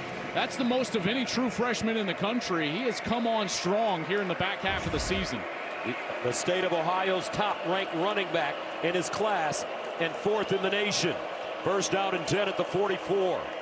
Sayin sprints out, sets up, looks out, and he get him again. Woo! Mario Landino shot out of a cannon. Loss of 6. Well, you're going to get pressure over here from this side, and Sayin is trying to get Smith right down the middle of the field, but the coverage in the back end was outstanding. There's Landino. He gets away from Shabola, and he gets the sack, but he's trying to get Jeremiah Smith right down the middle of the field, and you can tell he wants to let it go, but they rolled coverage. It was a really great design by Bryant Haynes, the defensive coordinator. Those are those plays that Ohio State loves to run near the middle of the field. Take the shot down the field to Jeremiah Smith, but Indiana was ready. 4th sack of the game for the Hoosiers. 2nd down and 15. Sayin under pressure again. Whoa! He breaks away and somehow gets rid of it. Unbelievable pressure by Stephen Daly. How did he get away from that? I have no idea how he got away from that. Now are they saying that he was in the grasp? No way they're saying that they're going to say the forward progress was stopped. I mean, he's spinning around. How in the world do you call that progress? So they give him a sack. Stephen Daly. That's a loss of 12 yards. Third down and forever. 27. Boy, you might want to just hand this one off, try to throw a screen, something short. This defense is licking their chops. I don't think the first third down conversion is going to happen here. Saying he does drop it off. Donaldson. And a timeout was called by the Hoosiers. What? On 3rd and 27. First timeout, Indiana, prior to the snap. Their first 30-second timeout. Holy cow. Man, wild sequence here the last couple of plays. I want to go back to that forward progress call, though. Mike Pereira is with us, our rules analyst. Mike, ruling forward progress there as he's spinning around in the grass. What did you think about that call, making it this long third down? Yeah, I think when you have two players involved in that, you had one player with the grasp and then another player, you look at that for a player safety thing. But when you watch it, you want to give these athletes time to break away. So, it's a judgment call that he has to make. I'm like you. I wish he wouldn't have shut it down. I can tell you, it was not after the fact. You can see through the ump cam, our head referee, Ron Snodgrass, had his hand up. So he had that call immediately and stuck with it. Just surprised he blew it dead that quickly. Third down and 27. Opening series for Ohio State here in the second half. Sayin under pressure again, underneath Smith. And they drop him. A yard. Hardy again. It looks like the Indiana defense found a wrinkle during their halftime. Well, they've been doing this really all night, Gus, which is confusing Sayin. Yeah, he's not seeing the rotation of that zone defense in the back end. They're trying to get the shot to Smith. He's holding the ball in the pocket. Brian Haynes, the defensive coordinator for Indiana, has done a masterful job disguising coverages and making Julian Sayin hold the ball. A beautiful punt by Joe McGuire. 51 yards coming up. Indiana on offense after this. Sight. 10-6. Now Indiana's turn. You look at Fernando Mendoza. He's been beat up. Remember, Gus, how this started? Remember the first snap? Mendoza just got drilled by Curry. He was down on the turf. They've lost Omar Cooper in this game. First down and 10 at the 12. Hemby. They'll push the pile forward. And a 5-yard gain. Well, this is what I was talking about. First snap of the game. Bam! Caden Curry drills Fernando Mendoza. He laid down on the field, had to stop the game. 3 plays later, Omar Cooper. He tried a deep shot. He comes down a little gimpy. He limped off the field, has not returned. So a couple of their stars, there's Cooper on the sideline that they don't have. And obviously Mendoza battling through. You see those scars on his elbows. He has been courageous all season long, and he'll have to be so again here tonight. Second down and 5 at the 17. Hemby again. It'll get close to the 20. Well, they've got to establish the run game. They just really didn't do that outside of a couple nice runs that they had into the short side of the field. They didn't have the consistent run game that we've come to know from Indiana this year. And when they can get that for Curt Cignetti, what they can get to is the run-pass option or the play-action pass, getting Mendoza outside of the pocket, away from that rush of Ohio State. Get him on the move. I think that's where he can be most dangerous here in the second half. Third down and 2 at the 20-yard line. Remember, Mendoza's got great wheels. Mendoza steps up, down the field. Caught!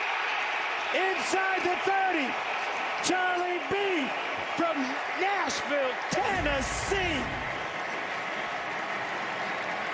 What a route from Becker. Right past Lorenzo Styles. This guy is so good in the contested catch, 50-50 situation, and he fights through that right arm of Styles for a massive catch. 51 yards, first down at the 29. Hemby slashing, crashing, and smashing his way for a first down.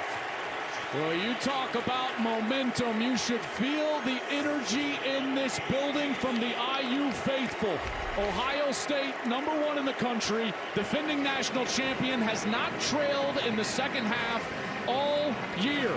The entire country has been waiting to see this Buckeye team face adversity, get taken into deep water. Thus, we might be watching it right now. First down and 10 at the 19.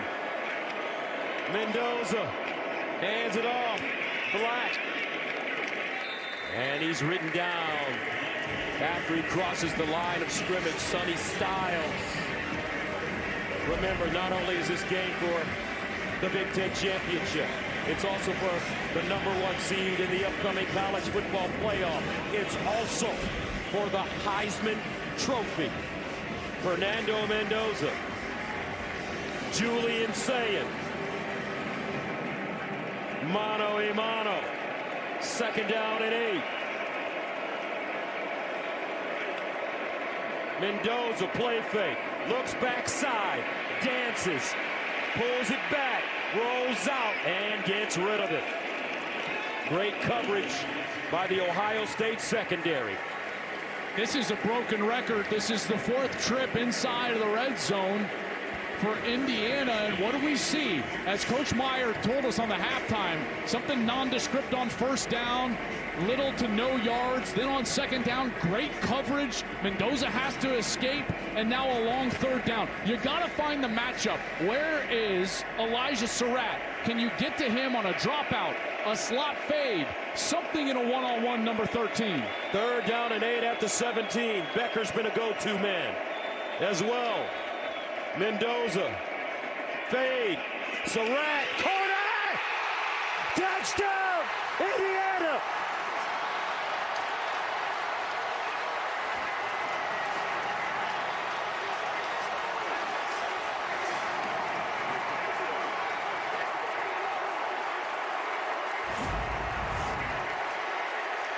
Well, here's Surratt, one-on-one with Jermaine Matthews, and he fights through the contact, and again, what do we see time and time again? It's the back shoulder, allowing Surratt to adjust back to that back shoulder. Nobody in America does it better than Indiana. Fernando Mendoza and Elijah Surratt for a touchdown. Extra point, and it's good. 7 plays, covering 88 yards. Indiana scores in 3 minutes and 30 seconds. Surratt, always open at Waffle House.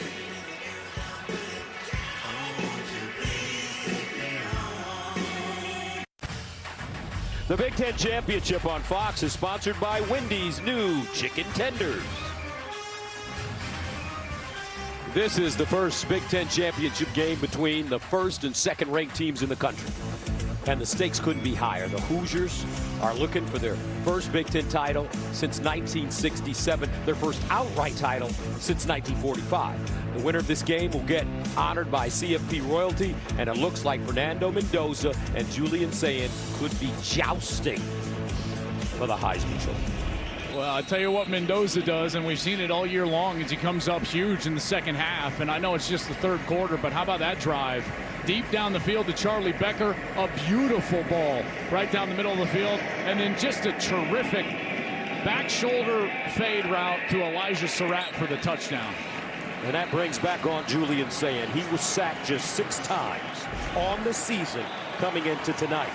IU has put him down 5 times in this game.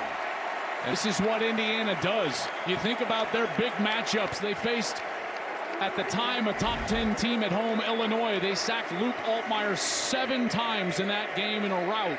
They went up to Oregon. Dante Moore has not been pressured all season long. 6 sacks on Dante Moore, and they're doing it again here tonight to Julian Sayin with those 5 sacks you mentioned. This is the first time Ohio State has trailed in the second half all season. 1st and 10 to the 25. And they'll run it with Bo Jackson. And Jackson dives forward. They give him 7. Ohio State has just had nothing going. 146 total yards of offense. They haven't been able to run the ball. Jackson's been okay, 9 for 52. But with those sacks, it goes all the way back to 27 yards. Ryan Day got to find something and calm his quarterback down. Julian Sayin not seeing this defense and the disguise of the safeties. 2nd and 3. Jackson trying to set up his blocks, but Indiana not fooled. And that's a loss of 1.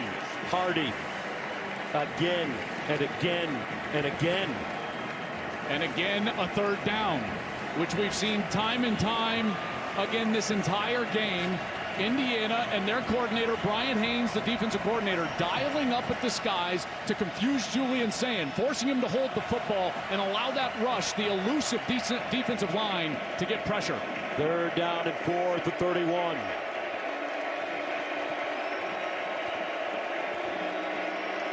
Sayin.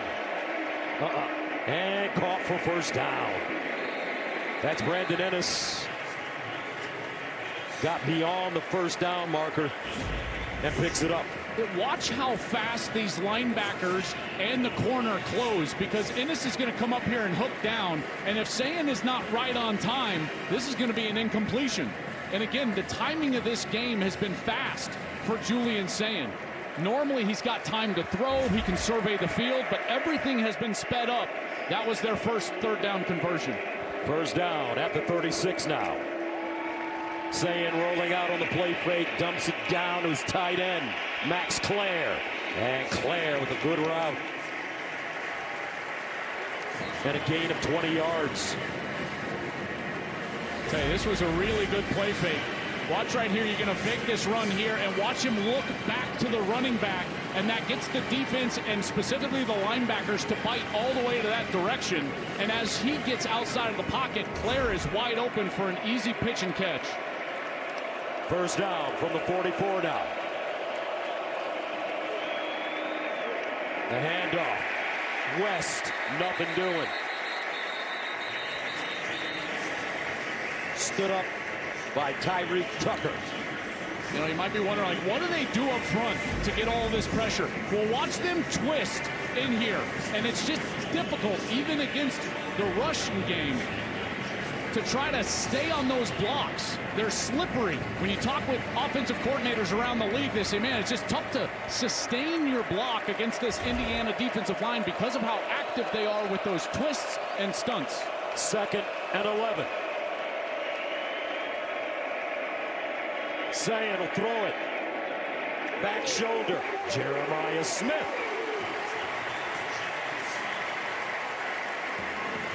First down. Ohio State. Smith picks up 18. Hey, Gus, if I say to you, like, hey, I'm a quarterback, I'm struggling with my rhythm a little bit, who should I throw to? How about Jeremiah Smith? Right? I mean, great coverage by Pons. It's a really good throw from Sayin. But Smith is just so physical that he goes back, catches that ball into that left shoulder, and is able to get the foot down. Good 6 catches. Here. 6 catches, 103 yards for Jeremiah. From the 27. Sideline. Clare. And he is dumped. Max Clare, the Purdue transfer, having a terrific season at Ohio State. That's a nice job from Sayin to actually recognize that blitz. He saw the blitz from the short side of the field, and he immediately got the ball to Clare. So finally, Julian Sayin on this series, he's starting to see it a lot better and calm down in the pocket. 2nd and 2 at the 19. They hand it to Jackson. He almost squirts through, but does pick up a first down. A 5-yard run. Let's go to the ump cam and watch how close this one was from breaking to the end zone. He's got the crease right here, and you can see Hardy just reaching back and just getting enough. Look at him, that right arm, and he just gets enough of the left leg to trip up the young Bo Jackson and force him to the turf. Ohio State answering Indiana's touchdown. 1st and 10 now at the IU 14. Play fake, Sayin underneath, caught, and it's Kazmarek this time. So now he's using his tight ends. We saw Julian Sayin do this in the Rutgers game when Tate and Jeremiah Smith were out. He really went to his tight end game.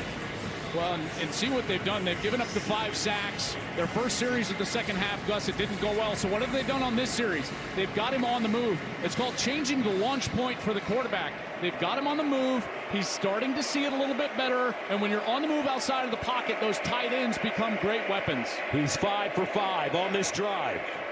2nd and 3. Straight ahead. Bojack. They give him 2. Well, the red zone has been the story of this game. Both sides. Ohio State 3 possessions in the red zone. Had to settle for 1 field goal. They did punch it in. But here a massive 3rd down for Ryan Day and these Buckeyes. 3rd down and 1. At the 5.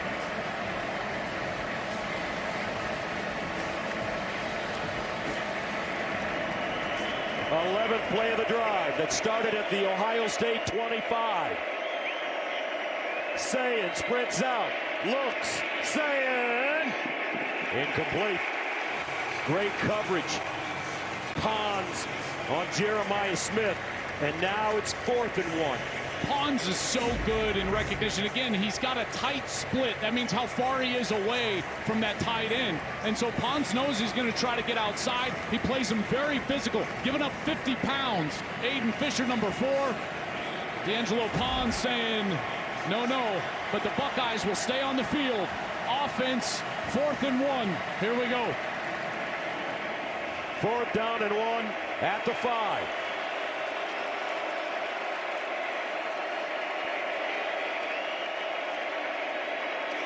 Quarterback sneak, and it looks like the Buckeyes have it.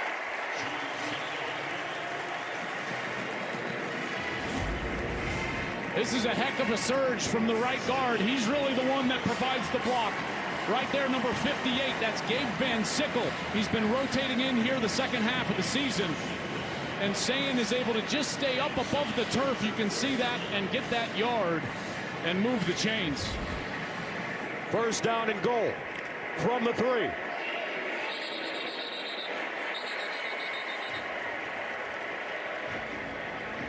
Rolling on the field was the runner made the line to gain. The play's under further review. Now you could see in that replay that we gave that Julian's knee, he's got tape on his knee. And you could see that his knee was down. We're going to take a quick break here. They will review it. Ohio State down by 3. Huge turn of events here. There's Julian Sayin's knee. It's down. You can see his helmet right here, which means the ball is somewhere behind this pile of players, and he needed to get all the way to the 4-yard line. You can see he was short, and the ball doesn't get there until the end of the shot. They pieced them together, and Ohio State was turned away on review.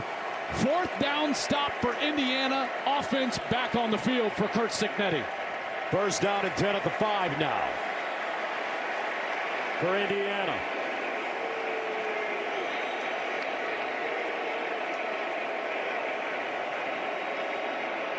Black from 5 yards deep in his own end zone. And he's lucky to get back to the line of scrimmage. Man, no gain. Caden McDonald is just, he is so good.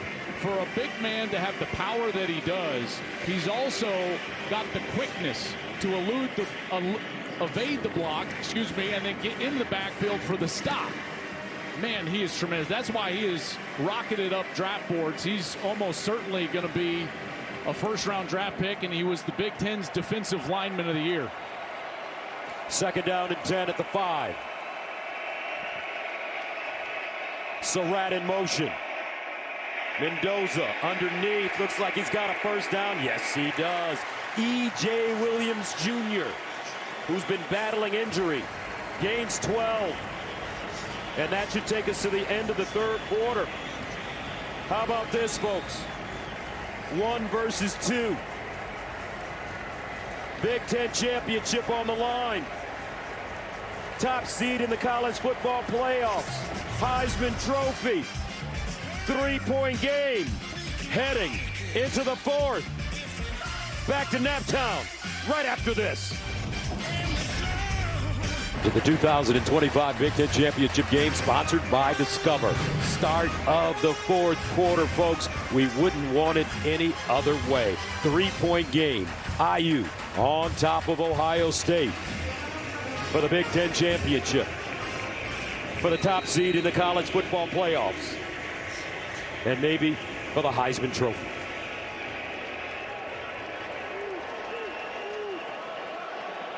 First down and 10 to the 17.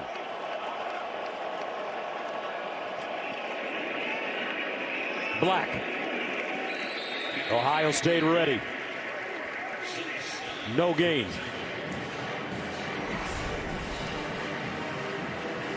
Gus, you prepare for a game where you think the two best teams in the sport are going to clash, and you just hope it lives up to it. This has been an absolute heavyweight fight. These defenses, plays being made, quarterbacks being battered. This has been absolutely outstanding. Defense. 2nd and 10. Play action. Mendoza over the middle. Caught. He threw a dime. Charlie B. Charlie Becker, another grab. This time for 16. I tell you, Ohio State is screaming for a hold here. Watch Kenyatta Jackson, number 97. He's going to have a little bit of pressure over here on the left side, and then he's just dragged down. No idea how a flag doesn't come out, but Mendoza does a great job of staying patient outside of the pocket, and Becker just slid to an open area, gave the numbers to his quarterback for a completion. Becker, 4 catches, 86 yards. First down at the 32. They'll run it left with Black. Kalon Black stopped by Caleb Downs. A 4-yard jaunt. Tell you what, they just continue to pound away with this run game. They haven't had a ton of success. Only about 3.8 yards per carry, but now over 100 yards. Only the second team to now go over the century mark against this Ohio State team. And you can tell these Buckeye faithful, they are getting nervous right now. 2nd down and 6 at the 36. Mendoza, sideline, caught. Guess who? Charlie Becker. Charlie B having a game, having a day. 7 yards. One of the things I love about this IU offense is they will just take what the defense gives. Corner is way off. Jermaine Matthews giving a lot of space to Charlie Becker there, who, remember, on the last series hurt him on that deep ball down the field. And Matthews just giving up that completion, and they'll take it. And they're patient enough, efficient enough to do it. First down and 10 to the 43-yard line now. And they'll hand it to Hemby. Roman Hemby. 3-yard gain. Caden McDonald, the big man, in on the play. I mean, think of this drive so far. This has already been a successful drive because they've changed the field position. They started inside of their own 5-yard line, now near midfield. So a really successful offensive possession here, but now trying to capitalize and try to get points. 2nd down and 7 at the 47.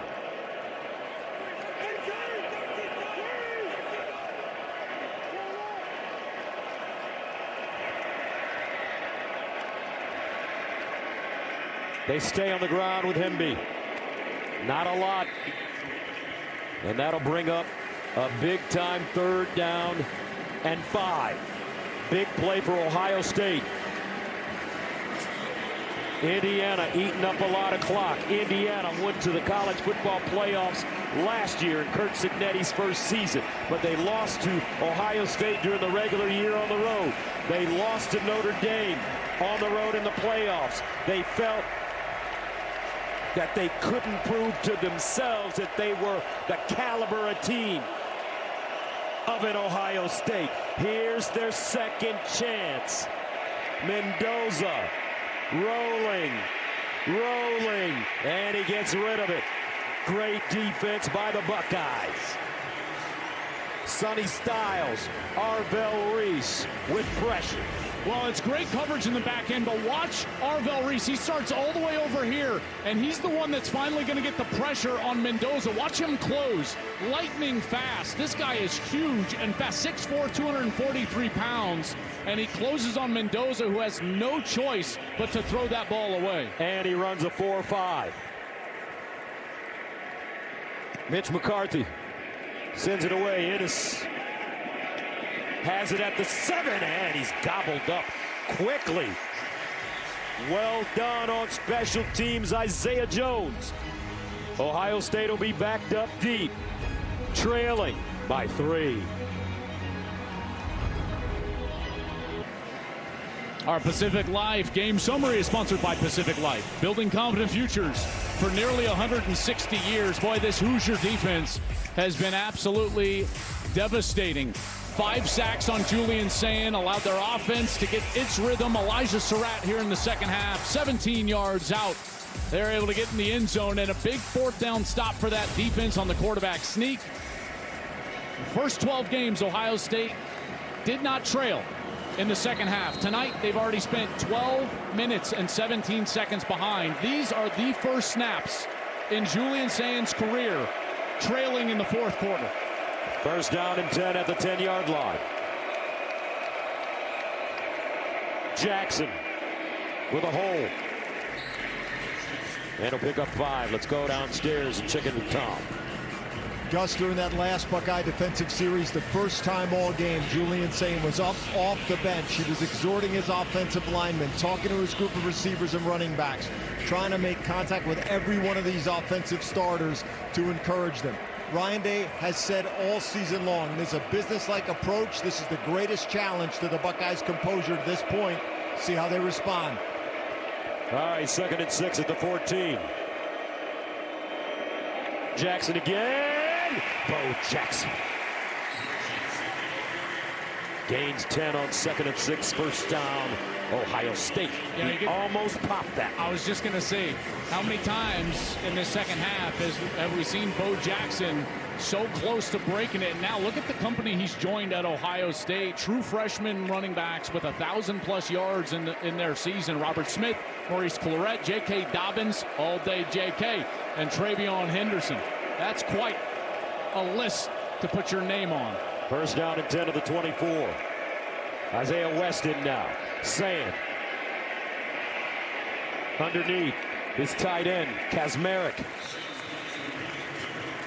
And they'll give him 4. I tell you, this Indiana defense, they are so good in the second level and the third level. The linebackers and the secondary, understanding the schemes that you want to run, the formations that you want to run them out of. They tried to just run a little wheel route, Gus, like slide Carnell Tate on the far side of the field. But Bryant Haynes understands these formations, and they were ready for it. And Sayin had to check the ball down to his tight end. 2nd down and 6 at the 28. West, second man through. Stephen Daly, first man to him. Only a 1-yard pickup. You can't expect too many more possessions. You know, the way this game is going. This is a huge 3rd down and 5. A massive 3rd down. And you know you're going to get some sort of simulated pressure, zone pressure from Indiana. The twists up front. This offensive line has got to be great here because you know this pressure is coming after Julian Sayin. Jeremiah Smith, number 4, top of your screen. Tate, 17 bottom. He looks Jeremiah's way. Now over the middle, caught.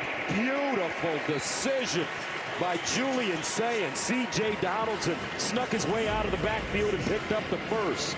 They're trying to get a hook here to Jeremiah Smith, but watch the coverage. It's basically triple covered. So Sayen's got to work back left. Tate's triple covered. So he dumps it down to his back, C.J. Donaldson. That's a nice job by that offensive line, giving him time to work through his progression, get to the check down, and Donaldson is able to move the chains. Clock keeps ticking. Sayen. Smith in space. And Smith bottled up and taken down. Fisher in on the tackle. Along with Boykin. They lose 5. You know, as Smith goes across this formation, watch number 4, Aiden Fisher. He's outside before you can even get the wide receiver outside. His recognition of plays is outstanding. That's why they call him the brain of the defense. Hitting that head right there. Aiden Fisher playing a hell of a game. Second down and 15 at the 32.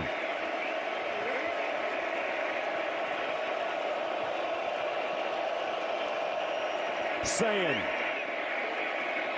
Over the middle again. Jackson. And Isaiah Jones. First man to him. They give him 7. So that brings up 3rd and 8. Another big 3rd down for both teams. Oh my goodness, as it ticks under 6.5 minutes. These are massive snaps. Can Indiana get off the field? Can Ohio State keep the chains moving? Down by 3.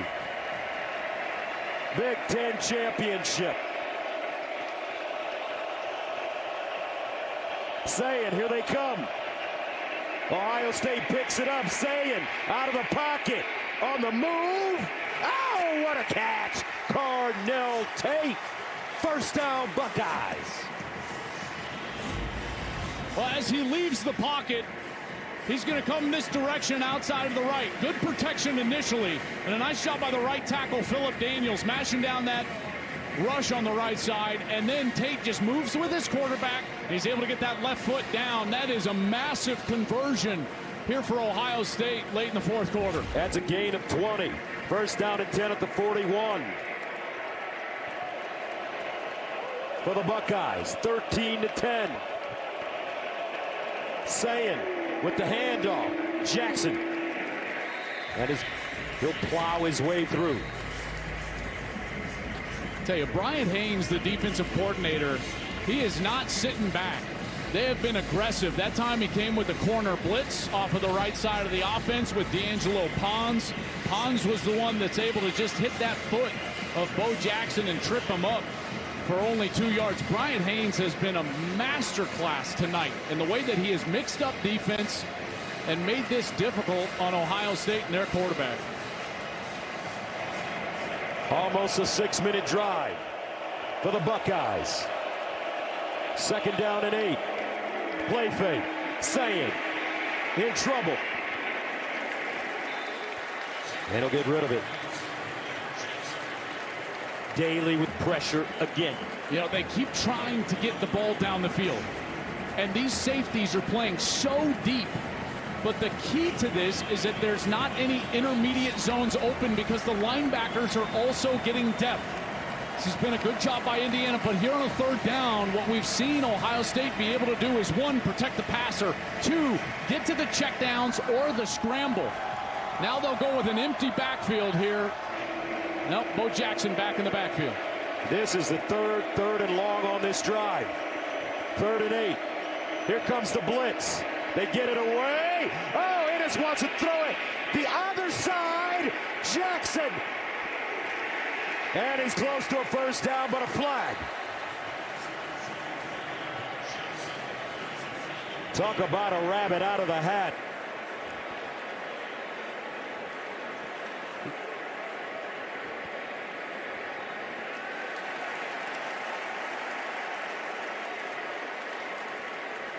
I think they're going to get, I know this will sound weird, but a low block on the defense.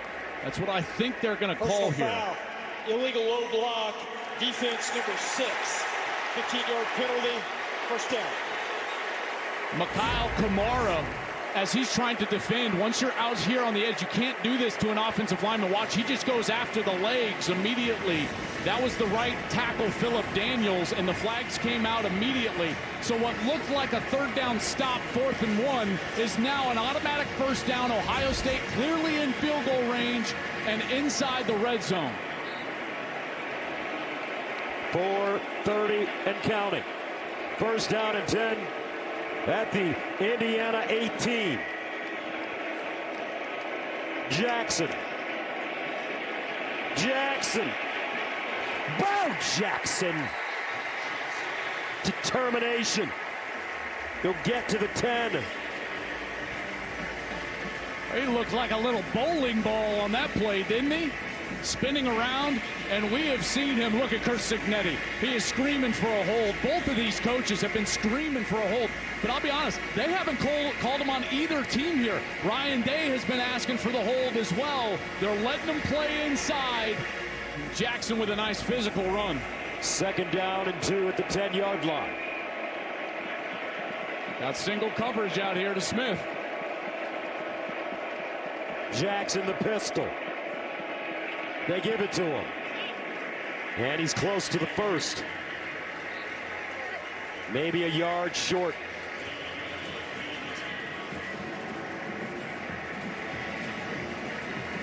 Yeah, they are going to mark him short there. But unbelievable how this Ohio State offense has been able to dominate the football. This drive, over 7 minutes. Close to 8. It started at the 10. Julian Sayin orchestrating.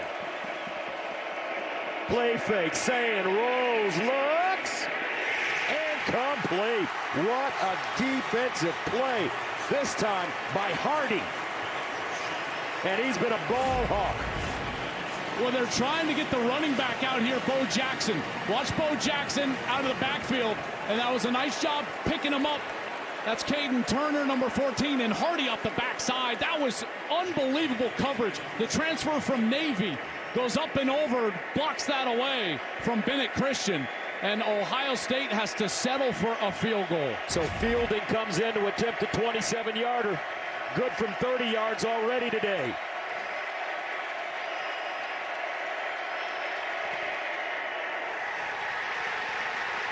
No good! He missed it! Indiana, 2:48 away from their first outright Big Ten championship since 1945.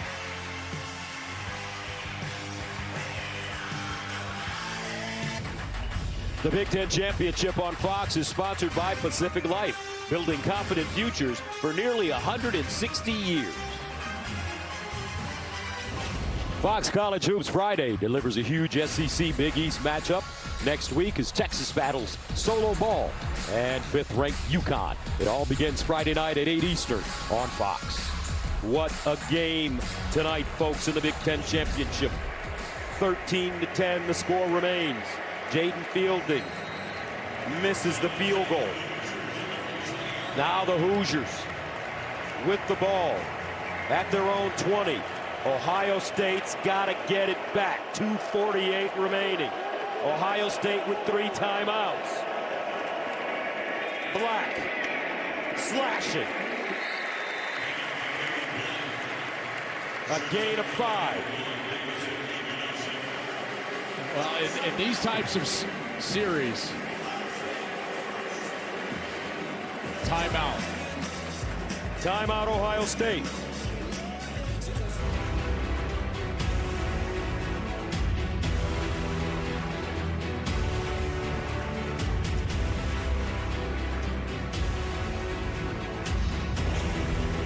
Welcome back to the Big Ten Championship game. 2 minutes and 44 seconds remaining in the fourth quarter. Indiana leads Ohio State 13-10, facing a 2nd down and 5 at their own 25-yard line.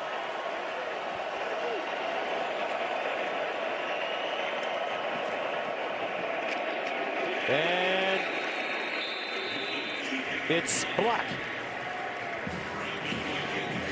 A loss of one. Looks like Mendoza may have thought about pulling that ball out. And to say that this series is lopsided would be an understatement. After all, Indiana has the second most losses in FBS history, while Ohio State has the best winning percentage. The Hoosiers have lost to the Buckeyes 81 times, the most against any team, and Ohio State has won 30 straight.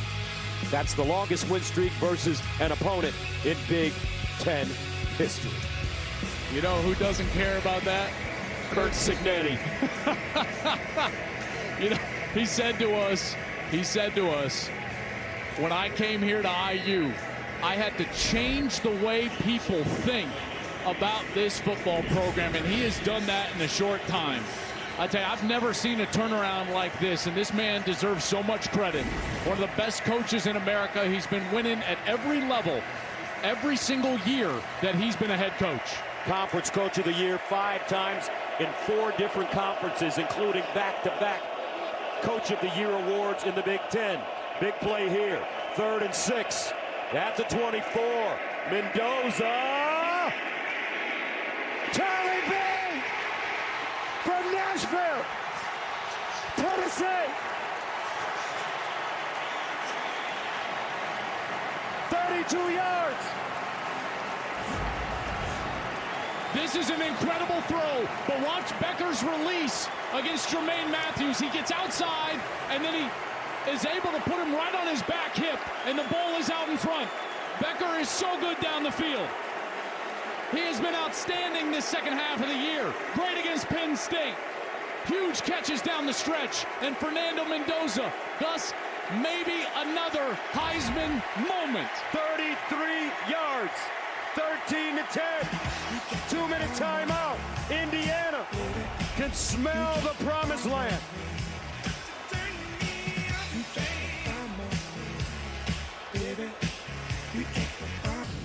The Big Ten Championship on Fox is sponsored by State Farm.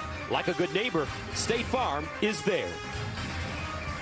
The last time Indiana beat Ohio State was in 1988.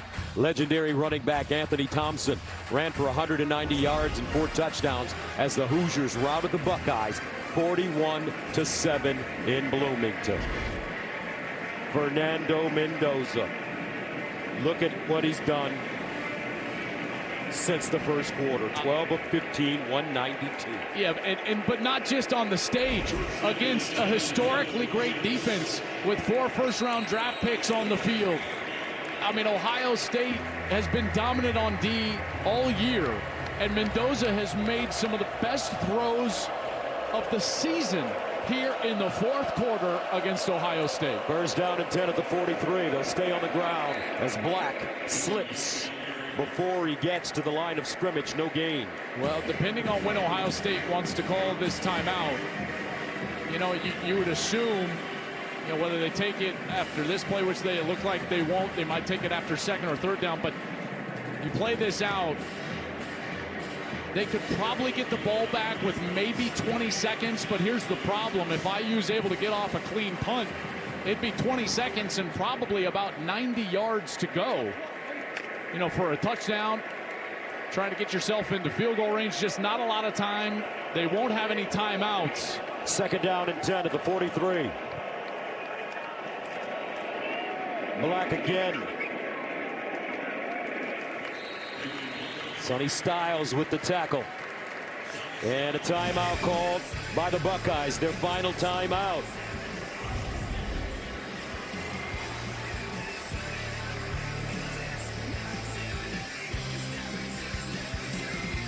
.110 remaining in the 4th. Indiana up by 3. 3rd down and 7 for the Hoosiers. At the Ohio State 40-yard line. Can Julian Sayin get another shot at it? You know, Gus, this is one of those opportunities that if you wanted to get a big play fake, a quarterback keeper, a zone read, you know, this is one of those chances that Mendoza could take himself. 3rd down and 7. Surratt in motion. They stay on the ground with Black.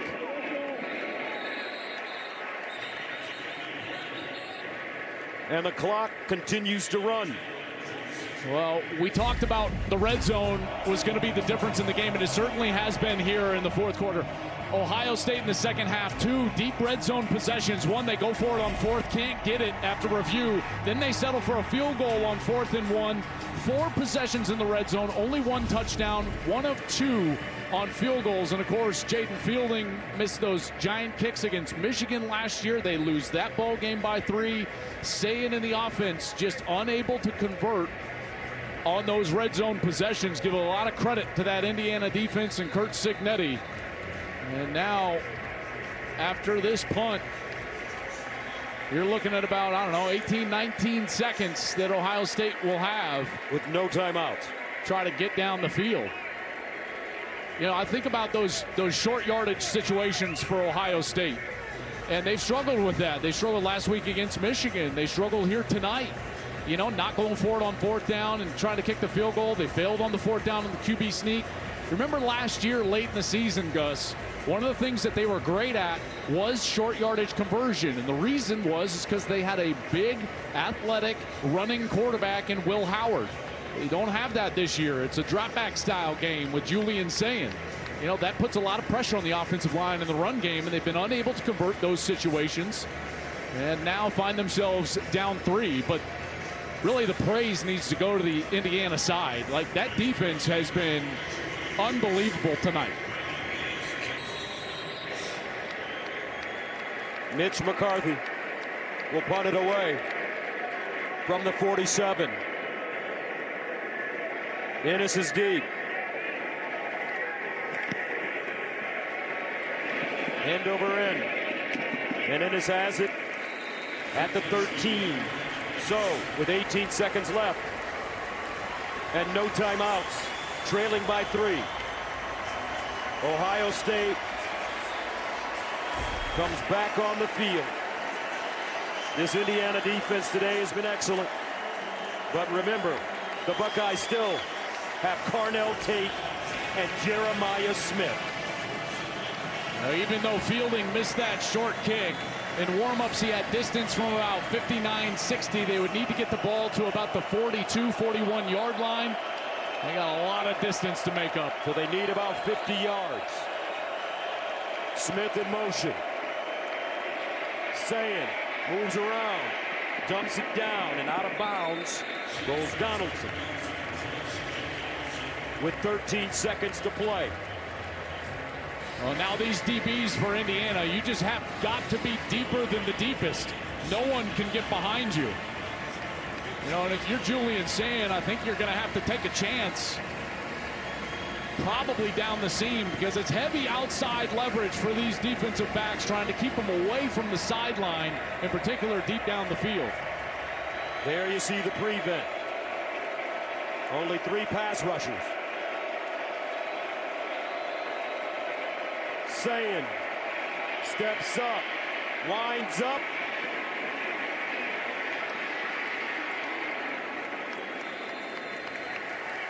And incomplete. 2 seconds to go.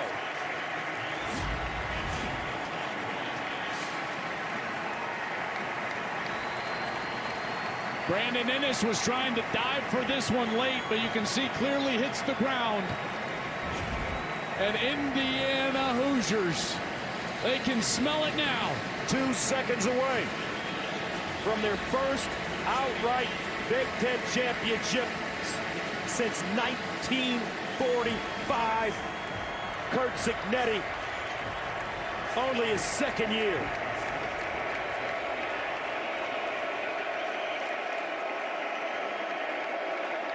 Sayin lets it go. And it is caught, but not enough. Curt Cignetti does it in 2 years. The Indiana Hoosiers are champions of the Big Ten.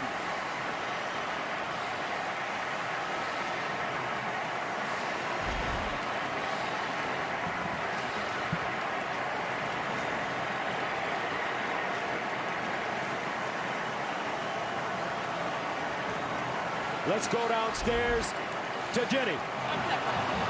Fernando, congratulations. Indiana, the Big Ten champs. How does that sound? It sounds so beautiful. I want to give all the glory to God. We were never supposed to be in this position, but by the glory of God, the great coaches, great teammates, everyone we have around us, we were able to pull this off. Whoever thought the Hoosiers would be here, but now the Hoosiers are flipping champs. Let's go. You guys call yourself a bunch of misfits who found the right home at Indiana. Why was this the right place for this group? It's the right place for process-oriented. We're going day by day, whether it's the offensive line, the defense, the coaches, special teams. We're all process-oriented to one goal. That's our thing, is we're brothers. We can drag teams into the deep end because we know that we're going to stick together and we're the strongest glue ever. Tell me about finding Charlie Becker, 3rd down, 2 minutes to go. We talk about Heisman moments, but take me through that one. Man, what an incredible, Charlie's been, but he's been every single day in summer. We were always throwing before practice, before at 7 a.m. on Sundays, doing spots, doing routes, and now you see it to come to fruition. He's my roommate, couldn't be happy for such a young man as well as our defense playing lights out, and well, everybody just, what an incredible moment. Congratulations, enjoy it. Thank you so much, God bless, go Hoosiers. Let's send it over to Tom Rinaldi. Jenny, thank you very much. Charlie Becker just handed that hat, proudly putting it on. What did this group of young men know that no one else seemed to? You know, it all started from the summer workouts when we all came together and we had a brotherhood. You know, we're all really close, and that's what creates a good culture and a good team. It's what the coaches came in here and did. They created a great culture, and you know, we were so blessed to be able to come out here, and all glory to God. You know, without him, none of this would be possible, so all glory to him. How would you describe the connection you share with and the leadership of your quarterback? As soon as Fernando got here, me and his brother, we've been roommates since our freshman year when we first got here. So as soon as his brother got here, you know, we were already super close, and every single spring at 5:30, 6 in the morning, we would go to the indoor, work on that connection, and it's amazing to see it pay off. A message to America about your coach, Coach Cignetti. The Hoosiers are real, and we're here. You can't say it any better than that. Congratulations. Enjoy with your teammates. Thank you so much. All right, Fernando Mendoza leads his team to the Big Ten championship, the top seed in the college football playoffs. And folks, give him the Heisman Trophy now.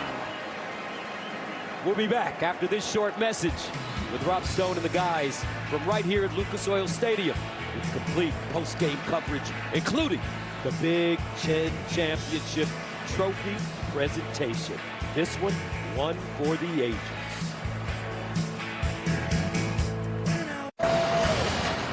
What a remarkable evening in downtown Indianapolis as the local team, Indiana, gets their first Big Ten title since 1967. They get their first win over the Buckeyes since 1988. Indiana is your Big Ten champions. They get it with a narrow win over the previously unbeaten Buckeyes. Rob, Brady, Mark, Matt, Urban Meyer back here with you. We're going to try our best to put this in perspective, but consider this.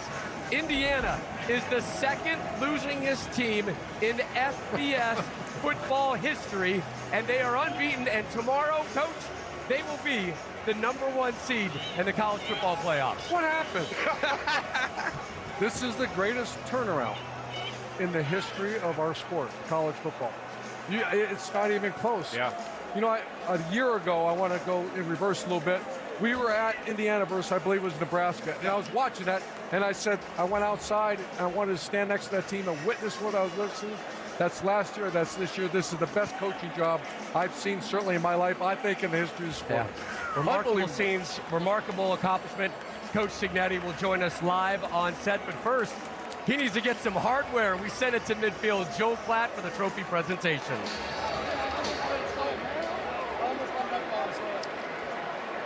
Thank you, Rob. Well, Hoosier fans, what do you think now?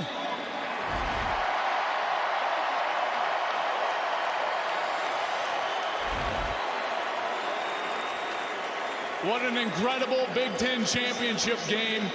#1 versus #2, lived up to the hype, and now the Indiana Hoosiers are the champions of the Big Ten.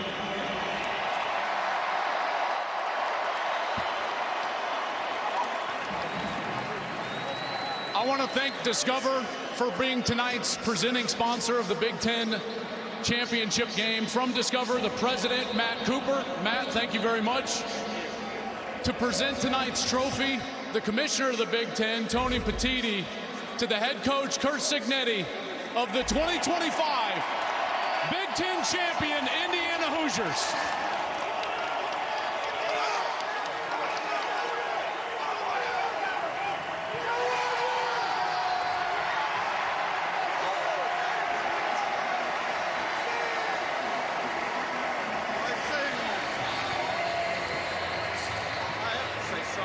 Coach, congratulations. When you became the head coach at Indiana, you've told us you had to change the way people think about this program. Well, Coach, what do you think now? I think we were a year late. Hey, I got two things to say. Besides all the thank yous to the president, Pam Whitten, the AD, Scott Dolson, our assistant coaches, our team, our seniors, our fans, all right?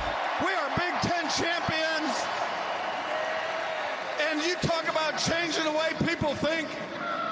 I got 3.5 weeks to get this team humble and hungry for the playoffs.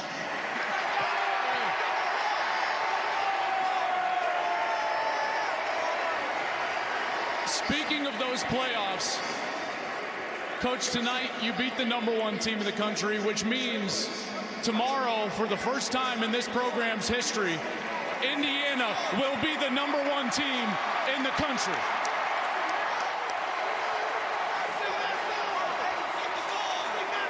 Well, it only counts if you finish there. Coach, congratulations. Good luck in the playoffs. And to present tonight's MVP, the Grange Griffin MVP, one of the trophy's namesakes, Archie Griffin, the only two-time Heisman Trophy winner in our sports history. Here's Archie. Archie, tonight's MVP of the Big Ten Championship game is your quarterback, Fernando Mendoza.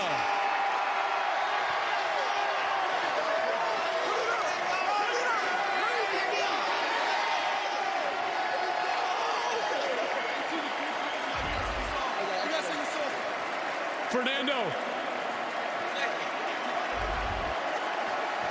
you've had some incredible moments this year. Big throws at Oregon, Iowa, Penn State, but maybe none bigger than that ball down the right side to Charlie Becker tonight. Take us through it. It was a phenomenal play. First of all, I want to give all the glory to God. I wouldn't be in this position without the fantastic support of our coaches, teammates, and just the Indiana brotherhood in general. I want to give the mic to Aiden Fisher. Hold on, real quick. I got one more. Hold on, Aiden. You got to hold on real quick. Because we got something else that's about to happen in the next couple of days, Fernando.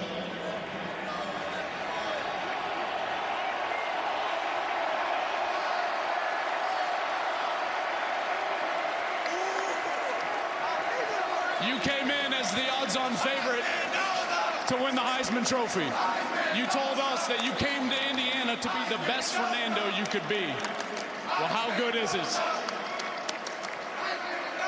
It's the most unbelievable feeling in the world. I'm so blessed to have such great teammates, coaches, and everybody. I mean, who would ever thought the Indiana Hoosiers are Big Ten champs, go to the college football playoff? Let's go! Well, I'll tell you what, I'm gonna let you guys do what you came up here to do. But Aiden, I'm gonna hold the mic and you can cue the whole building.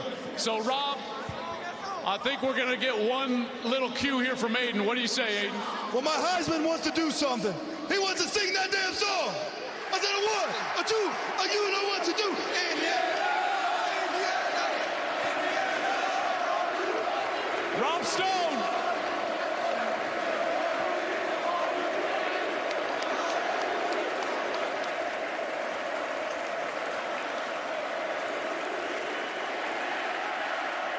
This is a remarkable scene in Indianapolis.